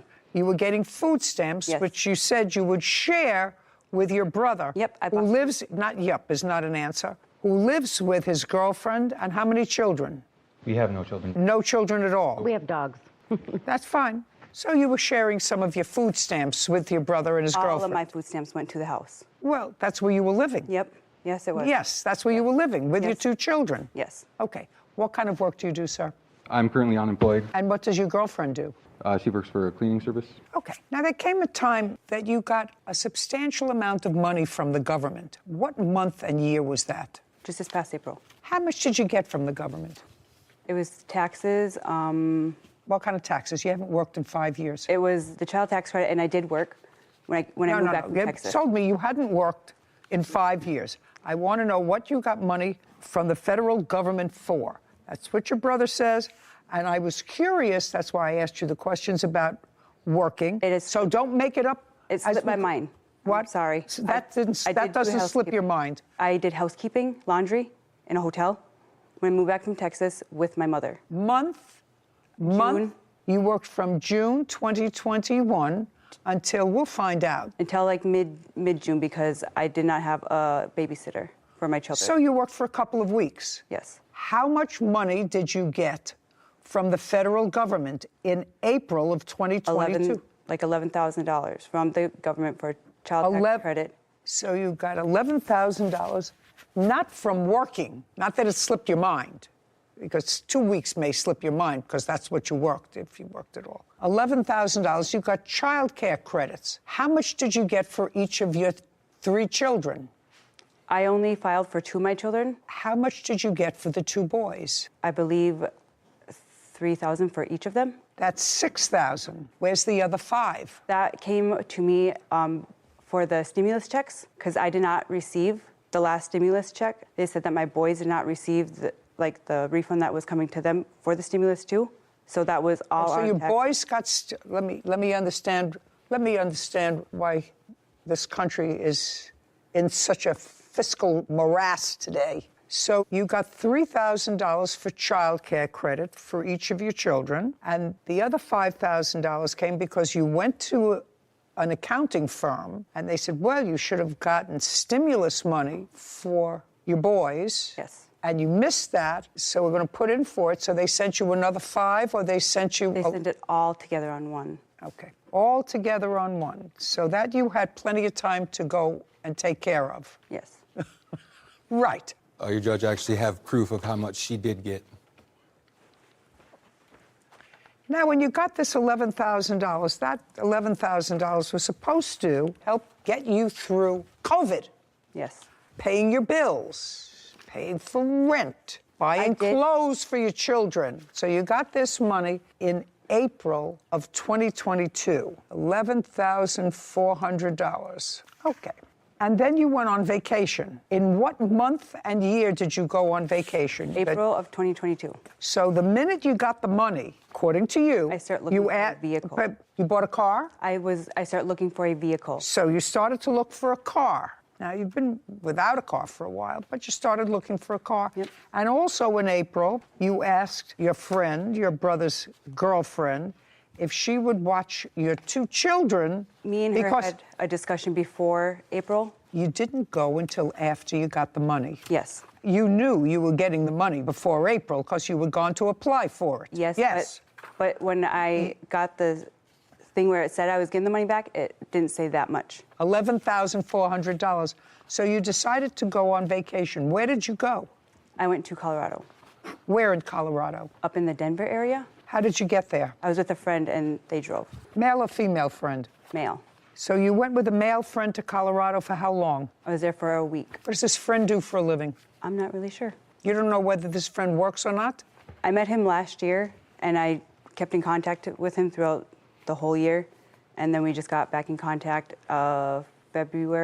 beginning of 2022. And you don't know what he does for a living? I'm not really sure what he was doing for work. You have no right to give away any of her property, whether you think somebody deserves it more than she deserves it. That doesn't require an answer. I'm telling you what the rule is.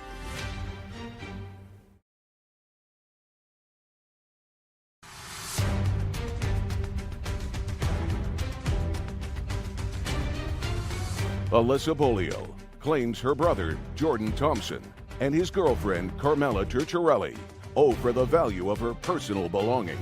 Okay, so you went away for a week, and according to what I read, you made arrangements with your friend, your brother's girlfriend, to take care of your two children, and you agreed to pay her $400 for the week. Yes. And then you went away for the week in April. Did you come back after a week? Yes, I did. On what date did you return? The Saturday right before Easter. Date? April 19th, Your Honor. And then what happened? I came home and I talked... April 19th? Yep, I came home on April 19th and I talked to my brother and Carmela. I stayed at the house for a little while because my boys were not there when I got home. What a little while? I stayed at the house for maybe 2 hours and got all my stuff into the house and my boys were not there. So I believe I went to my sister's house and to my mother's house and I did not know where my boys were. Just a second. If your two boys weren't in the house... I had asked them where they were. You asked them where you were and they told you it was a secret? No, I asked them where my children were and they said that they had went with their father. So you knew where they were? When I got home, I knew where they were. I didn't know that they had left previous to me arriving home. When you got home from being away with a new friend in Denver and you said, where are my boys? Duh, where are my boys? They're with their dad. So you went to your sister and mother's house, and then what happened? And then the next morning, we left to the cities, and the next morning? On Easter Sunday. On Easter Sunday, who's we? Me and the friend. What friend? My friend that I went to Denver with. So you went where? Minneapolis. How far a ride is that? 4-hour drive. You intend to stay over there? No. We were going to go visit some of his friends and then come back. But next thing I remember was waking up in the hospital. And I contacted my brother when I did. You have the hospital records? No, I do not. I contacted them. You have, just a second, you have an admission record? No. Do you have a bill from them? No, because I don't get billed. Of course you get bills. When you leave the hospital, they say either you owe us this amount of money, that's what you get when you're discharged from the hospital. You may not be able to get hospital records, but it would certainly be interesting, madam, for me to know what. The next thing I knew after you were going with your friend to the cities to see some of his friends, you don't know anything until after you wake up in a hospital. Wouldn't you be concerned? As soon as I woke up, I contacted my brother. What date? I'm not sure. I don't remember exact dates. I mean, you have 3 children. What do you mean you don't know what date? I don't know the exact dates. But I did contact him as soon as I was able to, because I did not have my own phone. Don't you see how irresponsible this whole story is for a person who has 3 children? Yes. How totally irresponsible it is. And what is sad about it is you appear to be an intelligent person who just seems to go from one place to another based upon, well, I used to know him in Texas, I used to know him in Colorado, I used to know him here, I'll leave my 2 boys with Camilla. And we don't have no children, so we're taking care of her children while she's out running around doing whatever. I didn't ask you anything. Okay. I can actually visualize the picture, and sadly, so can you. What date did she finally contact you after she disappeared again? So after a Thursday after Easter Sunday. The Thursday after Easter Sunday, so that's the 21st of April is the Thursday after Easter this year. It was actually Monday, the 25th. We got records. That's when I came home. I don't care. I just want to know when you showed up again. I contacted my brother, and I let him know what had happened. And then he was asking about our father, like I was supposed to go pick up our father. I don't care. Now let's get to the lawsuit. Now that I understand the characters that I'm dealing with, it is your claim that your brother and or his girlfriend took some of your property, didn't give you all your property that you should have had, because they finally said, we've had enough of you and your shenanigans. Goodbye. I did not start leaving the house until that April. I was in the house the whole time with my boys. I've asked them maybe to watch them overnight a couple times, but that's it. I don't care. They had enough of you. You didn't pay rent. They could say to you, goodbye. We tried to do our best. You took advantage of us. Goodbye. Now, that being said, you stayed with them for how many months and didn't pay them any rent, any utilities? How many months? You and your boys? 4. Oh, 4 months. Because I started paying my brother in February. Paying him what? Money. I gave him money. No, I don't want to know who gave him money. Rent. I know that at your age, maybe you think you're too young. Maybe you're too young. They either rent their house, they have a mortgage on their house, they have things that they have to pay. We did not agree upon a set amount for every month. We did not agree upon don't you think you should agree on a certain amount every month? You just came into $11,000. And it was actually way more than 4 months. You just came into $11,000. You've been living off somebody else's largesse. You just came into $11,000 that I gave you, or they gave you, but you certainly didn't work for. So you say to at least the person who you're staying with, listen, I'm going to give you a couple of $100s a month just to cover my share of the expenses because you're 2 people and we're 3. I gave him $400 when I got my taxes. As soon as I got it, I gave him money. Did you pay Camilla for watching the children? Yes, I did. $400? Yes. Okay. Did she pay you? Yes. She says in her complaint that you sold a computer of hers. She says you felt that she owed you more money because you actually watched the children for a longer period of time than the week that she paid you for when she doesn't remember where she was. Did you sell her computer? I actually gave it away. No, I don't believe that. I did. And it's not Well, why her would you computer. give it away? That's just spiteful. Because it was family, and... What do you mean it was family? It was family. I am not your family. I don't want you to speak. You have no right to give her things away. It wasn't hers, and I have proof right here. Whose was it? Yeah. Who knows? I guess her friends. That doesn't matter. It was in her possession. It was in our possession, actually. It was. She left it with us. When she left. I left it at the house. No. That you may think is in your possession. She asked me to sell it for her. What? She even asked me to sell it for her. But it was not Just in your a second. possession. It was in my room. Madam. Yes. If she asked you to sell it for her, then you don't give it away.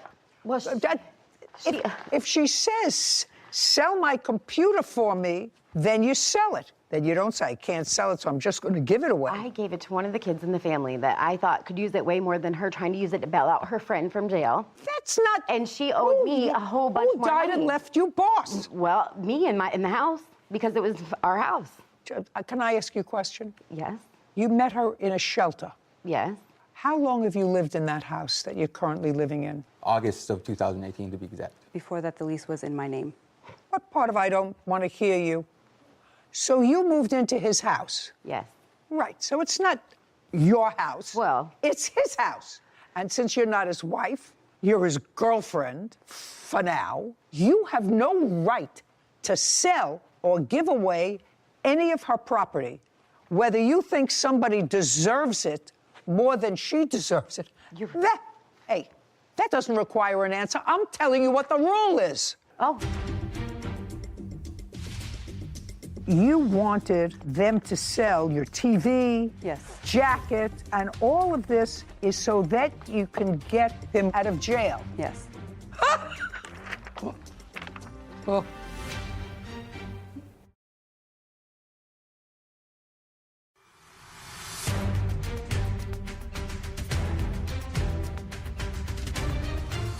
Alyssa Bolio has accused her brother, Jordan Thompson, and his girlfriend, Carmela Turchiarelli, of wrongfully selling her belongings. Jordan and Carmela claim Alyssa gave them permission to remove her property. Now, you have no right to go into somebody else's bag. If they gave you instructions and you accepted those instructions, please sell my computer for me, which is what you just said. Isn't that what she just said? It is what she just said. Yeah. Yeah. Sell my computer for me, and you decided not to sell it, but just to give it to somebody else in the family who could better benefit from it. You got to pay for the computer. Period. She owed me money. Period. I have the evidence. Just a second. Okay. Just a second. That's a different story. Carmela, let me tell you something, sir. You look like a very nice guy. You look like a very nice guy. I would unload her as fast as I could. Oh. I'm just telling you. Wow. I'm just telling you. Because first she says, I gave it away. Let's understand what she says. First she said, I gave it away. Then she said, she told me to sell it, right? Yes. Then she said, I gave it to somebody who I thought could use it better than she was using it. Now, I'm going to ask you, Kevin, to go get the 2 pieces of paper that she wants me to review that she owed her money, and then I'm going to go back and explain to your lovely Carmela, listen to me, sir. I'm listening. Who I would think twice about.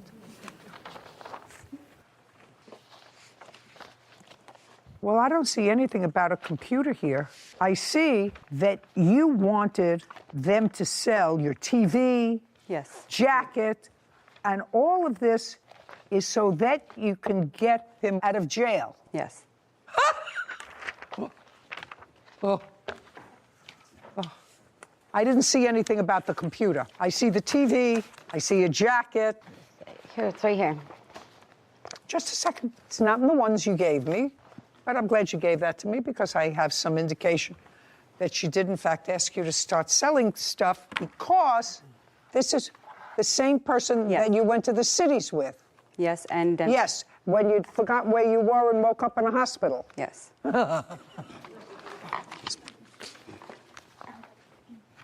Okay, found someone who wants that digital graphic computer. So can you put it in the living room or by my door? So you were going to sell your digital computer. Yes. Was it his computer? It was, but he had given it to me. So you wanted to sell it? Yes. And you say, I'm not giving it to you until you pay me what you owe me for childcare, because you felt as if she should pay you more money because you watched the children longer than a week. And there's a couple other reasons. And whatever, and a pair of shoes. I don't care anything about that. You have a bill for the computer? Yes, I do. I'd like to see it.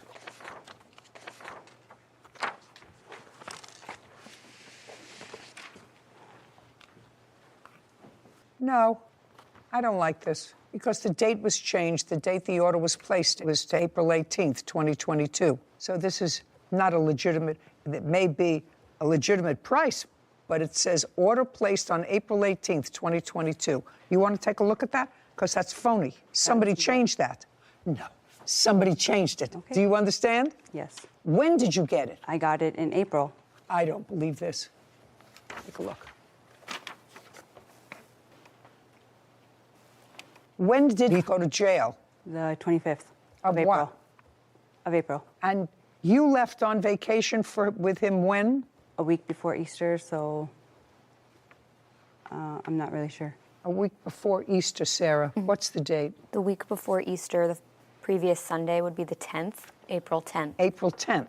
And you were away for a week? Yes. And then you don't remember where you were? No, that was the second week. That was the second week? Yes. I was in Colorado for the full week, and I came back the day before Easter, and then I left on Easter Day, and then And when did you get this computer? You see, that's what I'm asking you. When could you possibly have gotten this computer if the bill... This is dated the 18th of April, which I believe they said was the day she came back. When could you have possibly gotten it from him? I ordered it for him. I paid for it, and then he gave it to me. Listen, I suggest you both get your acts together. You get nothing from your brother. Just consider yourself very, very lucky that he took care of you and that he let you come into his house. I would suggest you not do it again, and maybe she'll get smart. She has 3 children. She'd like to raise them together. She should get a job. Find a way of making a living. Figure it out, because you made 3 children. They have a right to a certain amount of stability. And they all are stable. That's not stability. That is Get stability. it together. Oh, well, sometimes you can't get through to people. They're that kind of thick, and that's why we are where we are in this country. Do you understand? Yes, Think sir. twice. I know you tried to be a good brother. Yep. Think twice about doing it again. By the way, does your mother work? Yes. And it mentioned something about a father. What kind of work did your father do? I don't really remember. He was a logger. Both your parents work. Yep. Good. Evidently, it didn't rub off. Thank you very much. Your case is dismissed, as is your counterclaim. This court is adjourned. I'm okay with it. She was a friend, and I love her children. And really, it wasn't about her. It was about them kids. He won't talk to me because of her. You need a job. You need to Change. change. Something needs to change with her. I don't really care. Hopefully she does figure it out. The kids deserve it. He deserves it. He's a good brother. You know, that case takes me back to my family court days. And I only have one observation other than the fact that I'm what should be society's frustration with this, which is once you have children, you have the responsibility, your sole responsibility is to make sure that your children are taken care of. You have to say, listen, my social life takes a backseat. Everything else takes a backseat. But I have 3 little kids, and they are my priority. So I have to do whatever I can to put my life in order. And she clearly has her priorities all messed up. I agree. I think I can understand and empathize with those women who are parents who can't provide a stable environment for their children and temporarily leave them with a mother, a father, a family member, while they can provide for a stable environment, go get a job, go try and find constant housing. But it blows my mind. I can't empathize with leaving your children with family to take care of and then not doing anything to put yourself in a position to care for them. In a better place. Yeah. You're right. I don't have to worry. Suing fellow motorist Jesus Escobar for car damage after an accident. Court come to order. All rise. Have a seat, please. Hello, Judge. Case 2159, Baker versus Escobar. Thank you. You're welcome. This case involves an automobile accident. Ms. Baker, you are seeking $10,000 from Mr. Escobar, who you claim caused the accident and you a lot of grief. The accident happened on what date? It happened on May the 18th, 2021. Was your car insured at the time? Yes. Yes. And your car was insured at the time? Yes. Great. I don't want you to get into the specifics of the accident just yet. What I'd like you to tell me was, prior to May 18th, who were you working for? Brand Lighting. What were you doing for them? I drove forklift. I load and unload trailers. How long had you worked for them? About 1.5 years. Prior to that, where did you work? I think it was distribution. From when to when?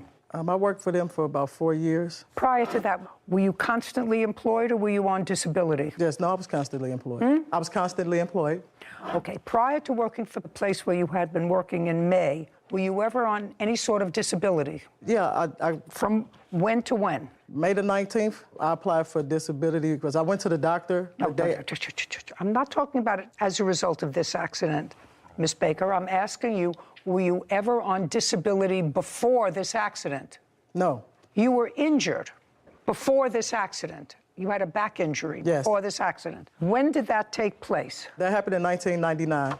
And what happened in 1999? We had opened up the PIC module and the supervisors was there and we was walking them to show them the new opening of it. And the floors was made out of gates, but the gates wasn't pushed together and so my foot slipped down between there and my back slammed into one of the steel beams. And were you out on any sort of a disability after 1999? Yes, ma'am. From when to when? Well, I was out on disability with that, and I was out for 2 years. I'm talking about. Yeah, I was out for 2 years. In 1999. How long were you out on disability? I was out for 2 years. And the nature of your disability was the back injury? Yes, ma'am. So you went back to work in 2001? Yes, ma'am. For whom? Hospital. What were you doing there? I was a supervisor in the storeroom. How long were you working there? I worked for 3 years. After 2001, was there ever a period of time that you went back on disability? I'm trying to think, yes. And from what year to what year? I want to say it was like 2005. My thumb got amputated off of my hand at work. And how long were you out on disability? A year and a half. After that? I think that's it for the disability. I went to work after that. This accident occurred on May 18th, 2021. After May 18th, 2021, did you go on disability? Yes. From when to when? From May of 2021 to August of 2022.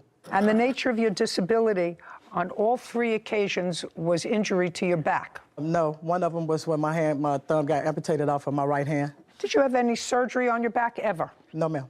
And you received disability from May of 2021 to August of 2022 in what amount? I think it was $1,160 every 2 weeks. So about $2,200 a month. Yes. And what happened in August of 2022? Benefits was exonerated. Ceased. Yes. And you went back to work? No, I have not been back to work. How are you supporting yourself now? I just applied for unemployment right now to try to help me with my bills and my rent because I'm behind in everything. May 2021, what was the date of the accident? May 18th, 2021. According to your complaint, you were traveling in the right lane of a highway. The defendant was traveling in the middle lane? Correct. And he veered off into your lane in order to make a right turn, struck your car. Yes, Your Honor. Okay. He says not true. His response says that he was in the middle lane, he was going into the right lane, and you sped up and wouldn't let him in. Is that what your defense Correct. is? Yeah. And your cars collided. Or she hit you. Correct, Your Honor. Okay. That is not true. And the damage to your car, which was the red car, was where? He caught me from when I swerved, so he caught me from the side and he slid up to the bumper. So he hit the bumper right there, and that part of it. Do you have photographs? I do. I have car? photos, I'd like to take Your a Honor. look at the photographs, please. So may I explain to you what happened, Your Honor? With what? May I explain to you how the incident occurred? When did you get these estimates? Oh, I just went to go get those estimates yesterday. I talked to them on the phone before then. No, I don't care whether you talk to them on the phone. These estimates say you just got them within the last couple of days. Yeah, no, well, I this just got them accident yesterday. happened a year ago.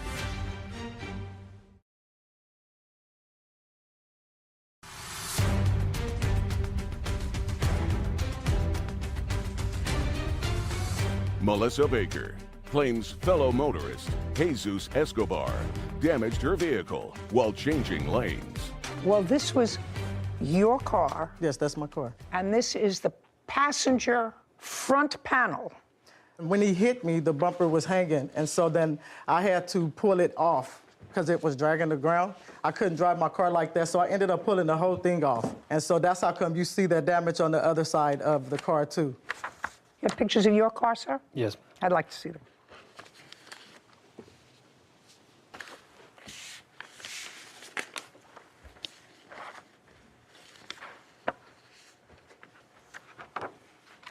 Anybody have a police report? I have a over-the-counter report because once. No. I just asked if anybody has a police report of this accident. I'd like to take a look at it.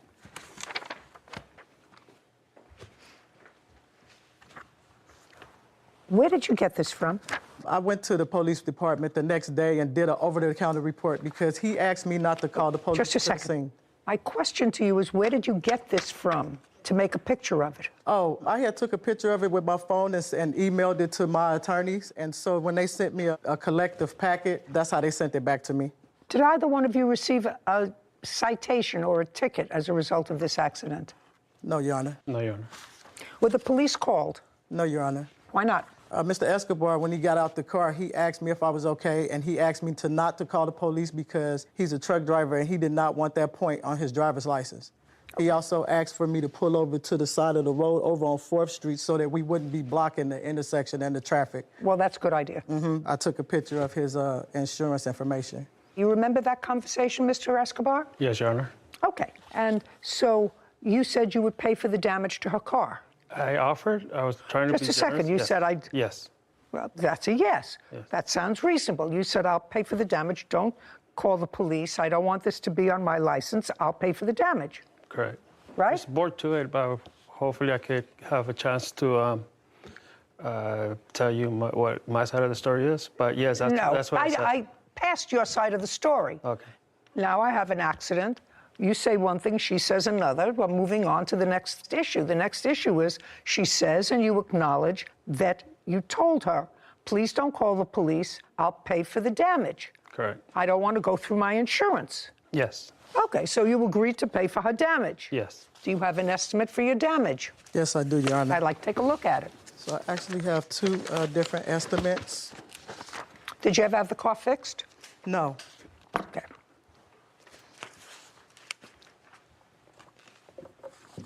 Thank you. What kind of car is this and what year? It's a 2012 Kia Optima.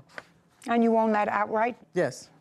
When did you get these estimates? Oh, I just went to go get those estimates yesterday. I talked to them on the phone before then. No, I don't care whether you talk to them on the phone. These estimates say you just got them within the last couple of days. Yeah, no, well, I this just got them accident yesterday. happened a year ago. Yes. So I called some people to get some estimates, and they gave me some estimates over the phone. And so I called Mr. Escobar, and I told him what the estimates were. No, listen to me carefully. What you just gave me were estimates that you got 2 days ago, which is a year and a half after this accident. Right. Well, okay, I want to know where the estimate is for $1,700. That's the estimate that you called him with the next day after the accident. No, yeah. The next day after the accident, you called him and said it cost me $1,700 to fix it. These say $4,600. Just show me the estimate for $1,700. These are from his. That's from his insurance company.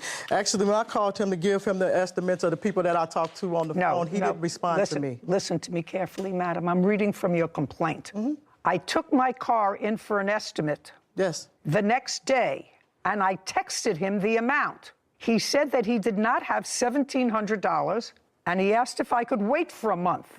I needed to get my car fixed before then, and he suggested that we go through insurance after all. You took your car in, according to you. Yes. You got an estimate for $1,700. Okay, I didn't get it in right. Okay. Okay, that's... You got an estimate for $1,700. He said, I can't get you the money right away, so you went through insurance. Correct. Okay, so all of a sudden it doesn't grow into $4,600. Well, may I? Yeah. Okay, so the man gave me the estimate for the $1,700, but what he did inform me was that once No, they you start can't to tell me take- what he informed you, madam. Well, basically, you can't, not basically. Well, can I tell you what these people? Can I tell you what these people said? You can't tell me what those people said either. Well, I was trying to explain to you why it went to $4,300, but it's not going to $4,300. The initial cost to fix your car was $1,700. You, as a matter of fact, accepted a check from his insurance company for $1,300. I asked my attorney if I was supposed to. I'm sorry. You accepted a check for his insurance company for $1,300. Then, according to you, they canceled the check. Okay? And I'll see the letter why they canceled the check. Okay. Okay.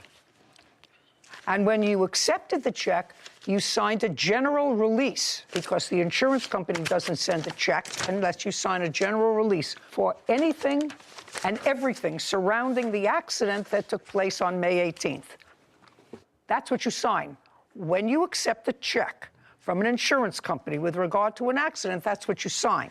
I had no clue as to what it was. You know, Your Honor, I referred to my attorneys and asked them what I should do, and that's what they advised me to do. That's hearsay. Do you understand? That's hearsay. You can't tell me that. There is no attorney that would say, sign a release, and then we'll go on from there. No, I asked them if I was supposed to accept the check. You no longer have that attorney, correct?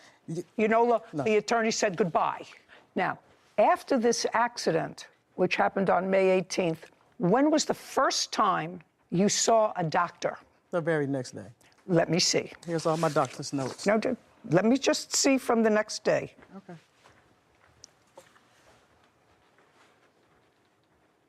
says patient is disabled as a result of chronic back pain that affects her mobility and inability to perform work as required. Yes, ma'am. Right? And now you work for whom? Brand Lighting. This is also the report Just a from second. the- What do you do for Brand Lighting? Oh, I drive a stand-up reach machine, so I have to get on and off. And I also drive a forklift, sit-down forklift, where I have to climb up and down it to get on and off. I got it. Mr. Escobar, you agreed to pay the damage to the car, correct? Yes. Can I speak on that? I'd like you to hear your excuse. You did not present to me anything with a medical write-up that suggests at all that this accident caused you to lose anything.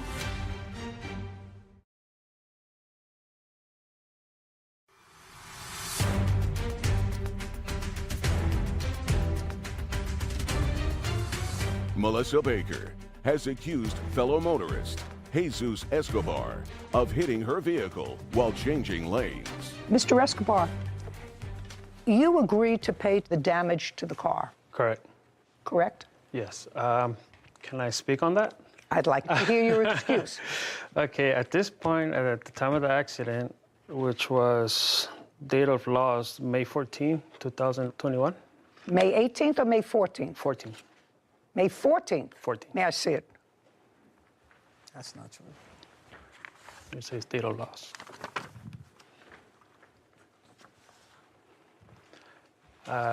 Shh.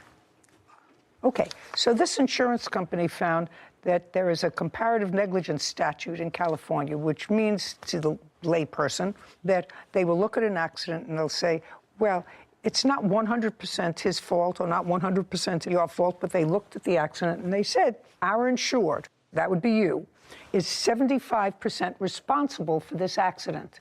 And they found, which is not dispositive for me, that you were 25% responsible for the accident. You agreed to pay to have the car fixed. Yes. That's the bottom line. Can I explain the why? Go ahead, you could explain all you like, but you agreed to have the car fixed. I was trying to be reasonable due to the fact that I was a truck driver. I'm off for 3 weeks, come home a day or half a day, and then I'm off for another 3 weeks. I was trying not to go to court. I was trying not to make things worse. And you agreed to pay to have the car agreed. fixed. I agreed to pay. I don't care what it was. Nobody put a gun to your head. No. You know, nobody put you under a cattle. What was it? That thing? I have no. Yellowstone, where I know what you're what talking is that about. called? I don't know what it's. A cattle guard. Cattle guard. Nobody hid you in a cattle guard.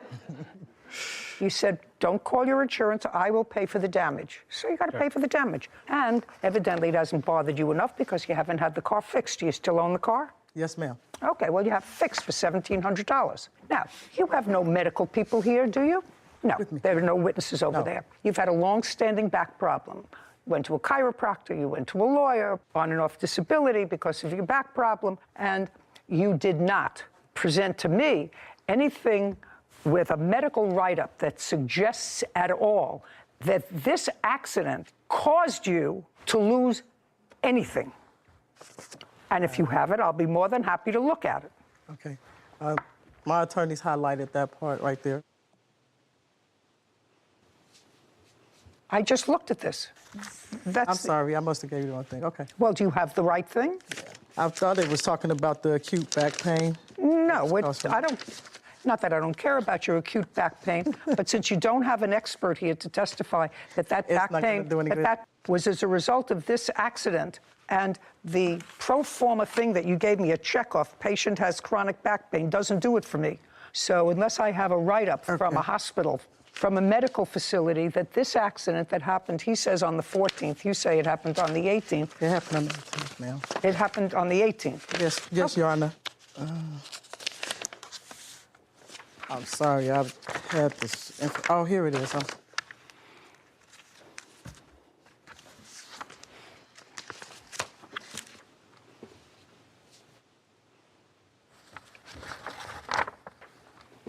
Okay. Doesn't do it. Okay. Doesn't do it. He's got to pay to have your car fixed. $1,700. We're finished. Your judgment for the plaintiff.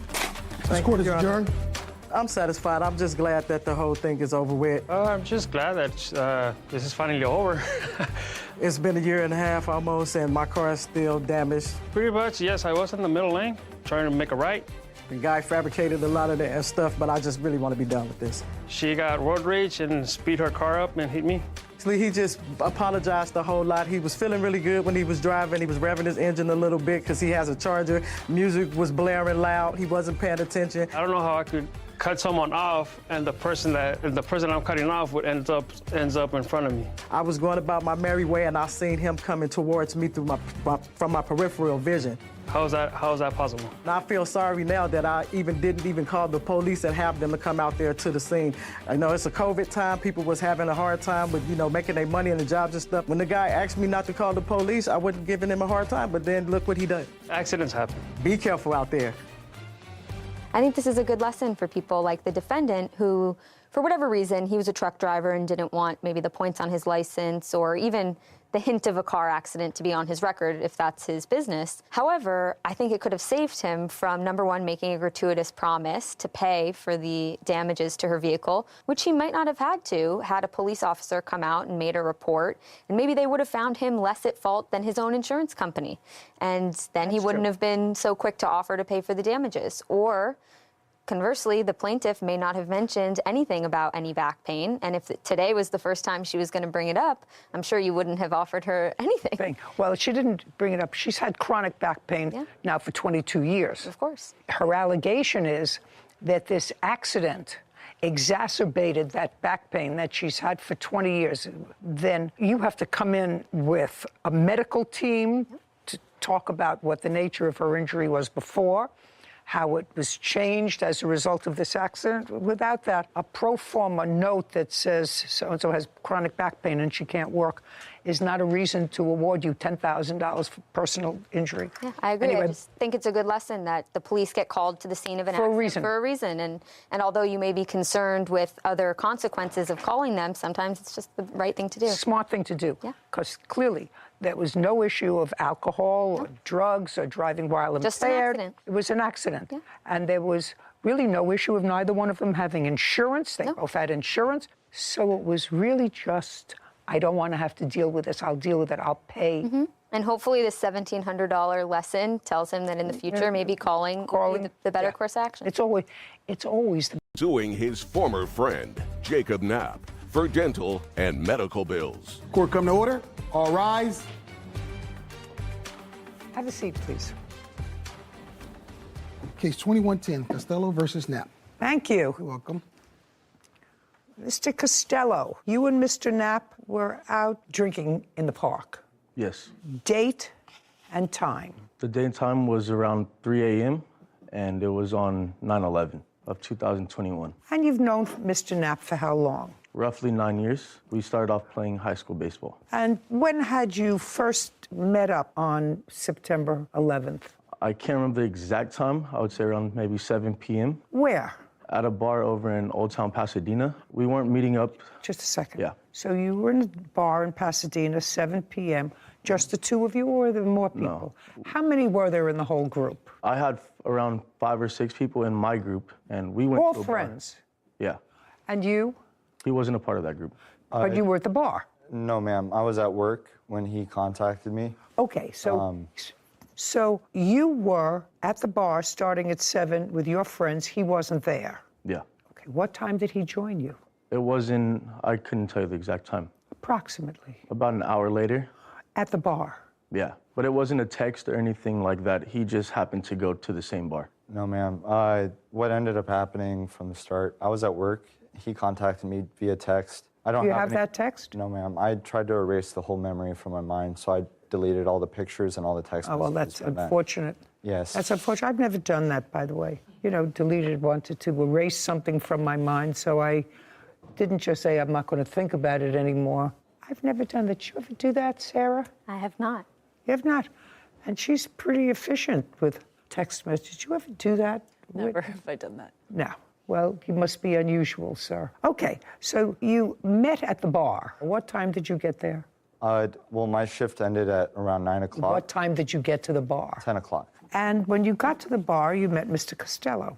Yes, ma'am. He had a few friends with him. How long did you stay at the bar? We were there till 12. Okay, so Mr. Costello, you had been drinking from 7 until about 12. Correct. The answer is yes. Yes, of course. And what's your drink of choice, sir? Beer. What else? The first bar that we were at doesn't serve hard alcohol, so it was just beer there. Okay, so from 7 to when were you at the first bar? Yeah. From 7 to when? 7 to when? Till To 12. 12. Yeah. So it's But I 7 was to driving 12. at the same time as well. Okay, so from 7 to 12 you were drinking beer. Yeah. And then where did you go at 12 o'clock? After 12 o'clock, we ended up going to another bar in Arcadia. Okay, and you stayed there from when to when? From 12 to closing, which is 2 a.m. And you were part of that group? Yes, that's when I initially met the group. At the second bar or At the first? second bar, yes. Not at the first bar? No, ma'am. Okay, so you got to the second bar, you were there about, you said you were there at 10 o'clock. Yes. So they weren't there when you arrived? They were there when I arrived, yes. Well, he said that, I thought he said he got to the second bar at 12 o'clock. I arrived at the bar at around 10 o'clock, ma'am. And you got there at 12 o'clock. Yeah. Yeah. So by the time you all got together and left the bar, you had all been drinking, you for a very long time and you for a shorter time. Yes, ma'am. So from 10 to 2, so 4 hours. And what's your drink of choice? 10 to 12, Your Honor. I apologize. 10 to 12. Where did you go at 12 o'clock? 12 o'clock is when we had all decided to go to a park, kind of a low-key area. No, he said that he went to a bar between 7 and 12. Am I correct, Whitney? Did he say? 12. He said you were at the bar, first bar, between 7 and 12, drinking beer. That's what you said. Correct. You said the first bar only served beer. Is not an answer. Yes, Yes, is an it does. answer. You say at 12 o'clock, you went to a second bar where you had alcohol between 12 and 2. Yes. Yes? Correct. You got to a bar at 10 o'clock. Yes. Which one? The beer bar or the alcohol bar? I finished my shift, like I said, at 9, and I showed up at the bar at 10 to meet up with them, to try to rekindle an old friendship. Okay. Yeah. I actually don't care about that. All right, so partially you got your story straight, partially not. Anyway, you were two drunks.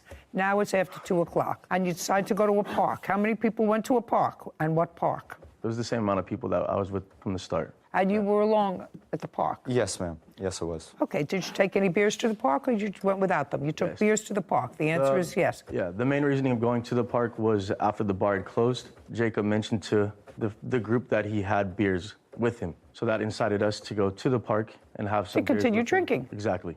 Yeah. Yes, prior to me showing up, I did stop by 7-Eleven and pick Okay, so you had beers with you, and you were at the bar. Yes. Nice, very good. Now you get to the park, you're drinking beers. Now you're going to describe what you say is the assault that you suffered at the hands of Mr. Knapp. Now, I want you to know my feeling before you tell me the story. Okay. I usually don't get myself overly exercised about what drunks do in a park. Do you understand? Mm-hmm. I know that you may be all exercised about it, although I'm not exactly sure you're all exercised about it. So if you really are, I'm going to listen to you. If you're not, we just eliminate this case. Do you understand? Yes, ma'am. If he just simply tossed me a beer, I don't understand how a beer can could chip my tooth the way that it Just did. a second. I can eat a biscotti and it can chip my tooth. Biscotti, that's a cookie. And have. I mean, I could chip my tooth on my grandmother's steak. It was so hard.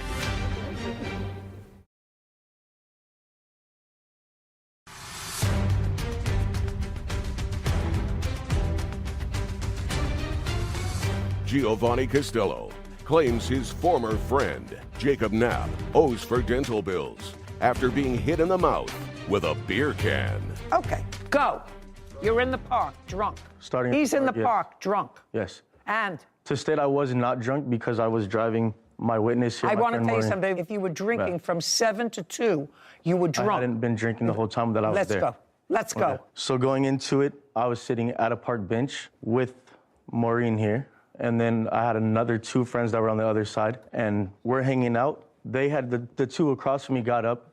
They went further into the park, and I was sitting with just her alone. And I was just about to show her a video off my phone. Next thing I know, I get hit in the face by a beer. After that occurs, I reach to my mouth to see something's wrong there. And I feel that like a part of my tooth is missing. Okay. Okay, and that's what we're talking about. Yeah. That's the assault that you're talking about. Yeah. And you allege that Mr. Knapp was the one who threw the beer bottle. Yes. Okay. It was a full beer can. A can. Yeah, not bottle. Did you report this incident to the police? I did not take it to the police Just because... a second, I'm just asking you. Oh, sorry. The answer is no. No. I disagree. Disagree that he went to the police? With his story. Okay, I'll get there. Okay, so now you get hit in the face with a beer can, step by step. You look down, you look at your tooth. Realize it's chipped. I say out loud, my tooth is chipped. She doesn't. Don't tell me believe it not at first. about she, just you. Just me. I noticed it was chipped, and then after I announced that it was chipped, several of my friends, I guess, went towards him, and I don't You know. didn't tell me anything about him. You didn't tell me. You just said you got hit in the face with a beer can. Yeah. That's all you said to me. And he was the only other person that was standing right there, besides her sitting Just a next to me. So you didn't see him throw the beer can at you. There was no one else there. I'm just. Yeah. Oh, sorry. I didn't see him throw it at me, but there was never a case of. No, you didn't. Of anything. That's else. all. Yeah. You didn't see him throw it at you. No. Okay, go. From the park, Your Honor? Take it from All the right. park. So Now I got 2 drunks in the park, maybe 3. there was actually more than just 3 of us surrounding the table. Just a second. Me and him. Go slowly. Okay, sorry. Slower. Let me take I it don't down a know notch. table. I have no idea what you're talking about. So, as he was saying, we were sitting at a park bench. I had brought the beer. The beer was next to me. He had asked me to toss him a beer. And that's plainly what Okay. I did was I underhanded him lightly a beer to him. And in his defense, he's saying he wasn't drunk, but it definitely was apparent that he was. When you lightly Anybody who's been toss a drinking beer, from 7 to 2 in the morning is drunk. Yes, ma'am. So I lightly tossed him a beer, and unfortunately it was dark enough to where he had missed, and the beer had hit him in the face, which after immediately I started to apologize to him, stating that I didn't mean to, but it was apparent he was looking at me and did not catch the beer. So personally, I think everything he said to you Okay, right now was... that's your story. You tossed him a beer Yeah. because he asked you. He said, toss me a beer. Yes, Your Honor. And it was dark, Yes. and you were drunk, and he was drunk. I wasn't drunk, Your Honor. I had 4 beers within the time of 10 o'clock till when this incident happened. You know, I'm not real comfortable with that, sir. Okay. Because according to you, you had been drinking for 4 hours. And not only were you drinking for 4 hours, but you brought extra alcohol to have in the park. By the way, Which was a by the closed way, container. where do you live? In what In city? Pasadena, Your Honor. In California. Are you allowed to drink alcohol in parks in California? I'm not certain. Well, let's find out. Open beer cans in city parks in California. That's a no. So after... We're not talking yet. I'm sorry. Excuse me. Drinking alcoholic beverages is a prohibited activity in parks and park areas, according to the Pasadena City Park rules. Thank you. This park that you went to, what's the name of it? I'm not sure. It was up the street from the last bar we were at. Okay. Now, did you, Mr. Costello, and the defendant, immediately after this event, did you communicate with him via text or email? I texted him, I think it was roughly a couple of days later. Okay. I'd like to see the text. I have that. That's all I The want to other see. thing I could- Don't say anything else. Okay. Just show me the texts that you sent him a couple of days later. There it is. Okay, thanks, Kevin. I'd like to see these texts from your phone, and I'd like to see all your text messages starting September 14th It's right here. of 2021.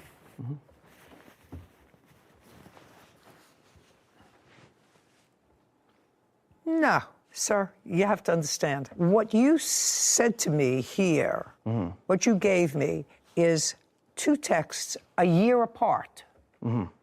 I want to see the texts to him There was nothing. after September 14th. You mean he didn't respond at all The to next- this? I don't believe that. My next thing that I did was I sent a letter through the mail, and I have that here, and I have proof of it where I had it so where he had to sign for it, and I have the receipt for it as well. What date? That one, I can pull it up right here. I'm sorry, what letter? I never received a letter. Just a second. So what you're telling me is that I'm supposed to believe that after you sent this email on September 14th, which is 3 days after the event, he never responded to you, and you never sent a follow-up email or text. That was the letter. And in the letter I gave him... Shh, just a second. Okay.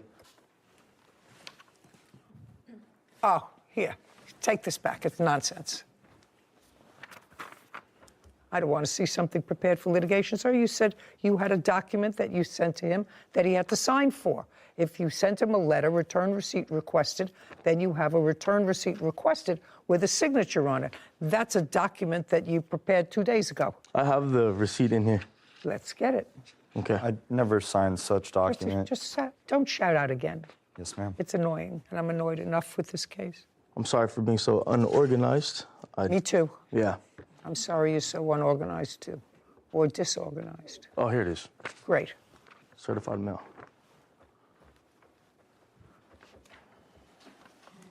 They're stuck to the back one.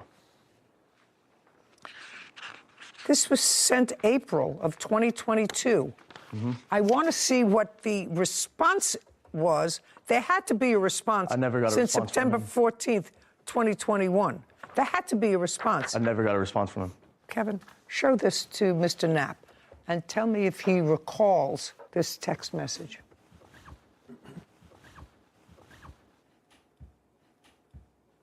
Your Honor, no, I do not remember getting this text. Why would you respond a year later? I know from the past, dealing with Mr. Knapp here, he tends to always, being friends, whenever get into an altercation or argument, he unfollows me, blocks me on everything. Okay. So there's a possibility by that text message not going through. I don't deal in possibilities, sir. I sent the text message, and I have proof of there. It was delivered, and I never got a response from him. I'm just asking. Yeah. Sir, this incident happened September 11th. You have to understand, I think that if that's what happened. I tend to believe that the defendant did not just willy-nilly take a can and fling it at your face. I want you to know that I don't believe that. You were stupid enough to throw the beer can in his direction. You're two drunks, that's what happens. So don't get so drunk and go to a park. How old are you? 27. 27 is old, and you? 28, Your Honor. 28. You know, old enough not to be so stupid.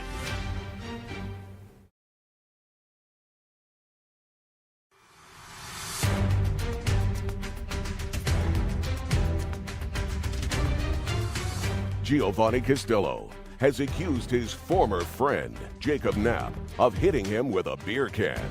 Jacob says Giovanni asked him to throw it. Okay, it is more likely than not, that you were sitting with this lady who, according to you, you were supposed to drive home. That's what you said 5 minutes ago. So you were supposed to drive home, which means she was trashed, because that's what you said. You said, I wasn't... This was the arrangements from the very beginning of the night. Okay. Do you understand? So we had a whole bunch of trashed people. And I am more likely to believe the defendant when he says you said to him, toss me a beer, and it accidentally hit you in the face. My questioning is that the... I don't answer questions. Okay, well, where the beer was placed on the table, I don't understand why I would have to ask him to toss me a beer when I can simply reach over and grab one myself. I don't know either. But it sounds more likely to me than not that it was his beer, he brought it there, and you said to him, toss me a beer, and you failed to catch it. Now, that doesn't mean that the defendant isn't at least partially responsible for the stupidity of that night. But you have some responsibility, too, because I really don't believe that he left the bar. He was angry and frustrated over something that you had no idea what he was angry and frustrated over, because you were all sitting together, and he just, out of the blue, took a beer and threw it at your face. I don't believe that. Do you understand? If I could show you a picture here, you could see that if he just simply tossed me a beer, I don't understand how a beer can could chip my tooth the way that it did. Just a second. It can. It can. Okay. I can eat a biscotti and it can chip my tooth. Biscotti, that's a cookie, a very hard cookie. And have. And have. I mean, I could chip my tooth on my grandmother's steak, it was so hard. But certainly from a beer can. So I don't believe that you're blameless. What was your dental bill, sir? I have the statements here. While he's looking for that, you understand that if you were sitting there and instead of a bunch of beer cans and the plaintiff said to you, you know, that gun that's in your pocket, toss it over to me, I want to take a look at it. And you did. You took a gun out of your pocket and you tossed it over to him, and as you were tossing it over, it accidentally fired. Would it be his fault if he got shot? No. No. Whose fault would it be? Mine. Right, because you weren't supposed to do that, because it was potentially dangerous. Of course. Well, same thing with a knife, or an explosive device, Right. or something very hot, like toss me a cup of coffee in a container and it splatters. So you don't do what anybody asks you to do if it's not a smart thing to do, Right. unless you're drunk. Unless you're drunk. Your Honor, then, if I may. Yeah. Coming from a baseball background, such as me and Gio did. I don't care about your baseball background. There's no question, sir, that you acknowledge you threw it at him. And I'm telling you that if your excuse is that he asked me to do it, so I followed the fool's directions. I'm telling you, he's going to pay part of his dental bill, because I think it was partially his responsibility. But if you acknowledge that you were stupid enough to throw the beer can in his direction, you have to be partially liable. You're two drunks, that's what happens. So don't get so drunk and go to a park. How old are you? 27. 27 is old, and you? 28, Your Honor. 28. You know, old enough not to be so stupid. You know, you can figure 17, 18-year-olds are so stupid. At age 28, you should be doing something constructive. I assume you work? Yes. What kind of work do you do? I'm a chef. And you? I'm a lumberman, Your Honor. Okay, so you're both gainfully employed, letting off a little steam. That's fine. But if there's a problem that develops because anybody is not operating on all cylinders because of alcohol, you have to take responsibility. What was the dental bill? My dental bill came out to $2,342. Can I see that, please, Kevin? I have this here. I'll give you both.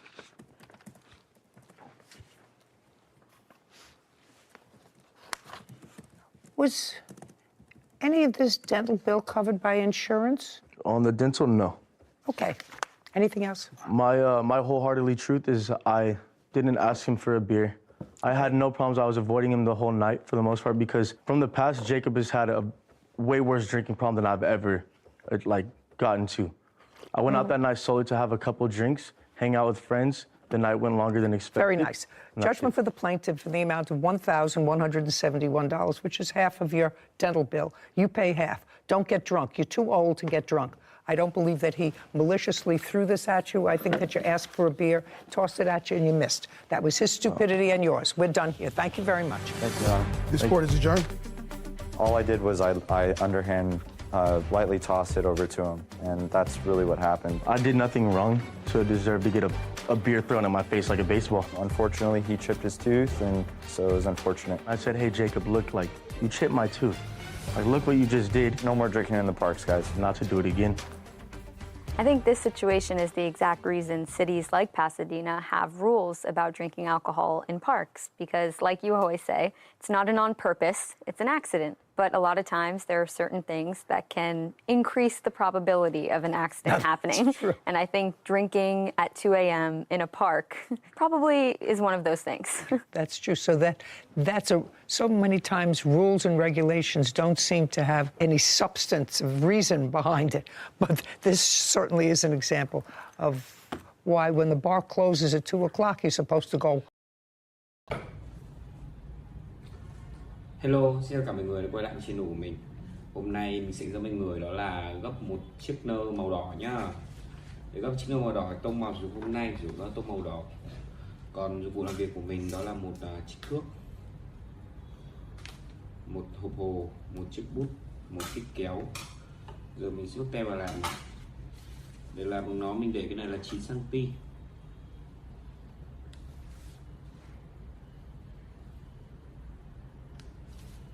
Xong mình kìm một đường thẳng này. Sau đó mình cắt vào phần dư của nó đi.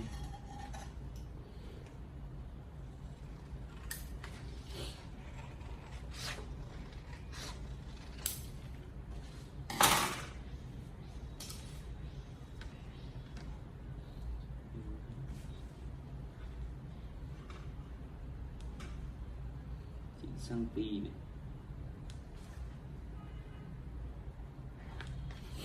Sau đó mình cắt vào phần dư của nó đi.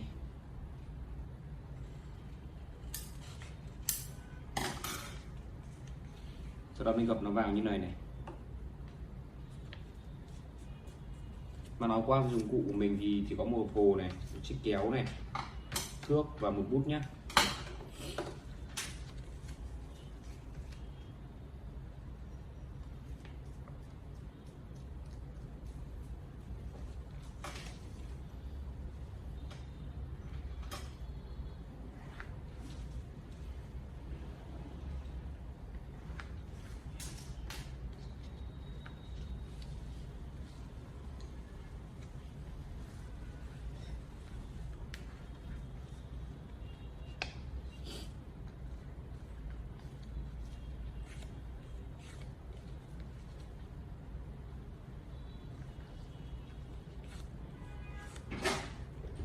tiêu này vào này.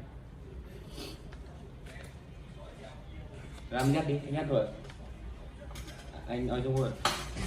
Sau rồi mình kê nó này.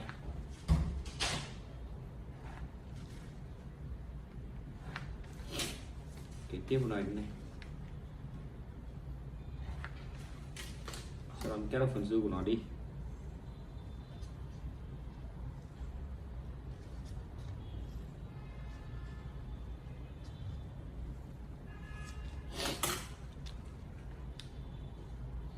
Dùng quyết nó này.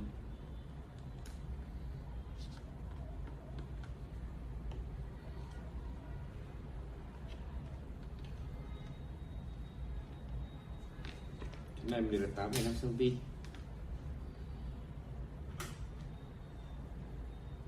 8 cm.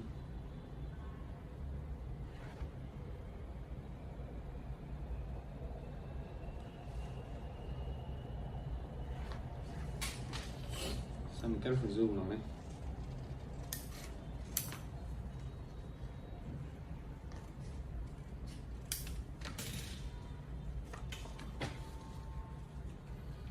Xong mình gập tiếp nó vào.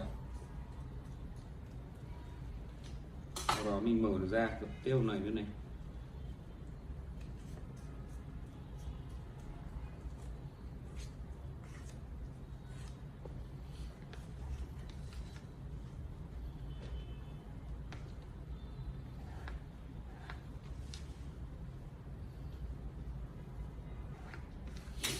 Xong gấp tiêu này vào.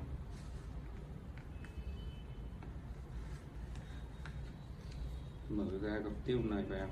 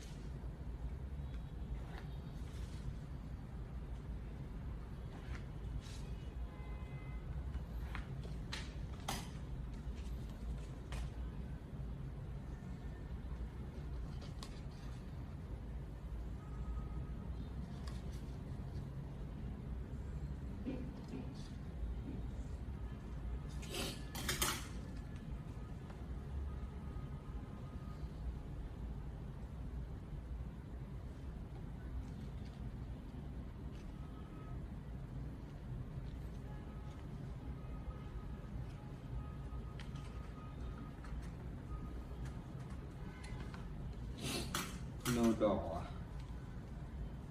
Hai cái này chắc gọc lại được. Cho đo con bạch này.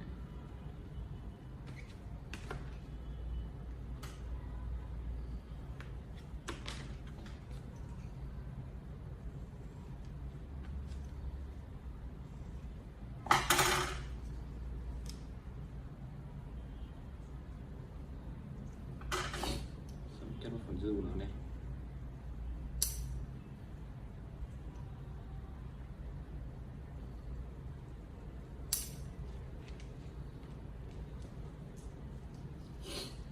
Tiêu này này.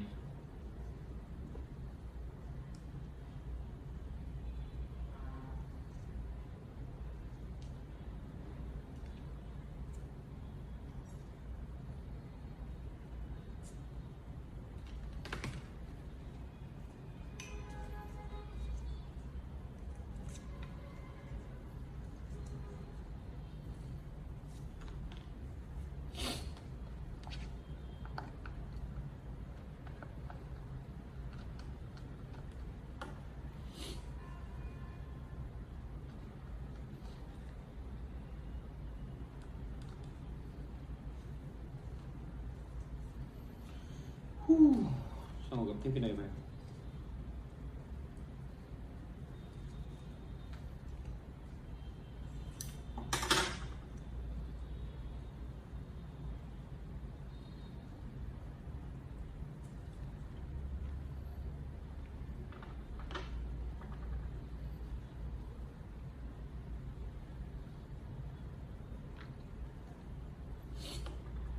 Tiếp cái đầu này nữa này.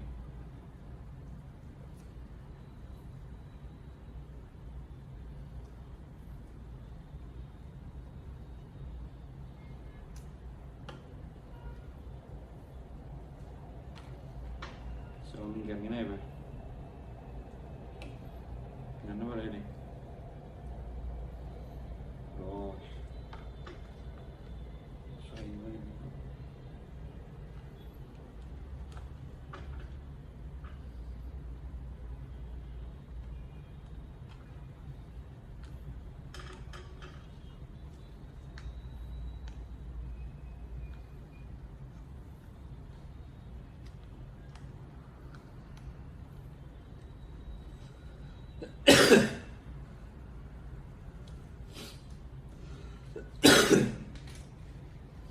Hai cái này làm gọi là cái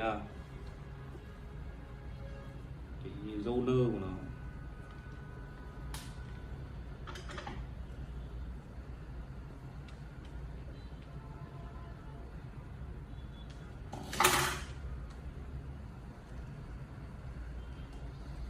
Đứng lên đây thôi.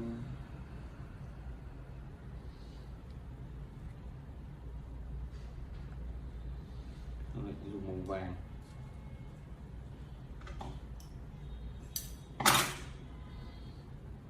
Từng là ghi đi.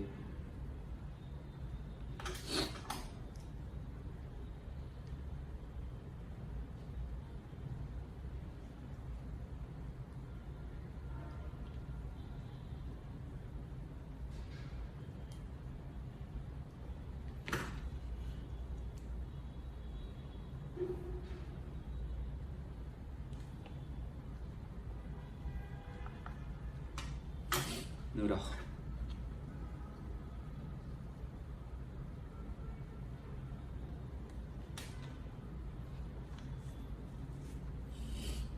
Như vậy là mình hoàn thành xong chiếc nơ màu đỏ này rồi. Nếu các bạn thấy hay hãy cho mình một like, share và đăng ký kênh nhé.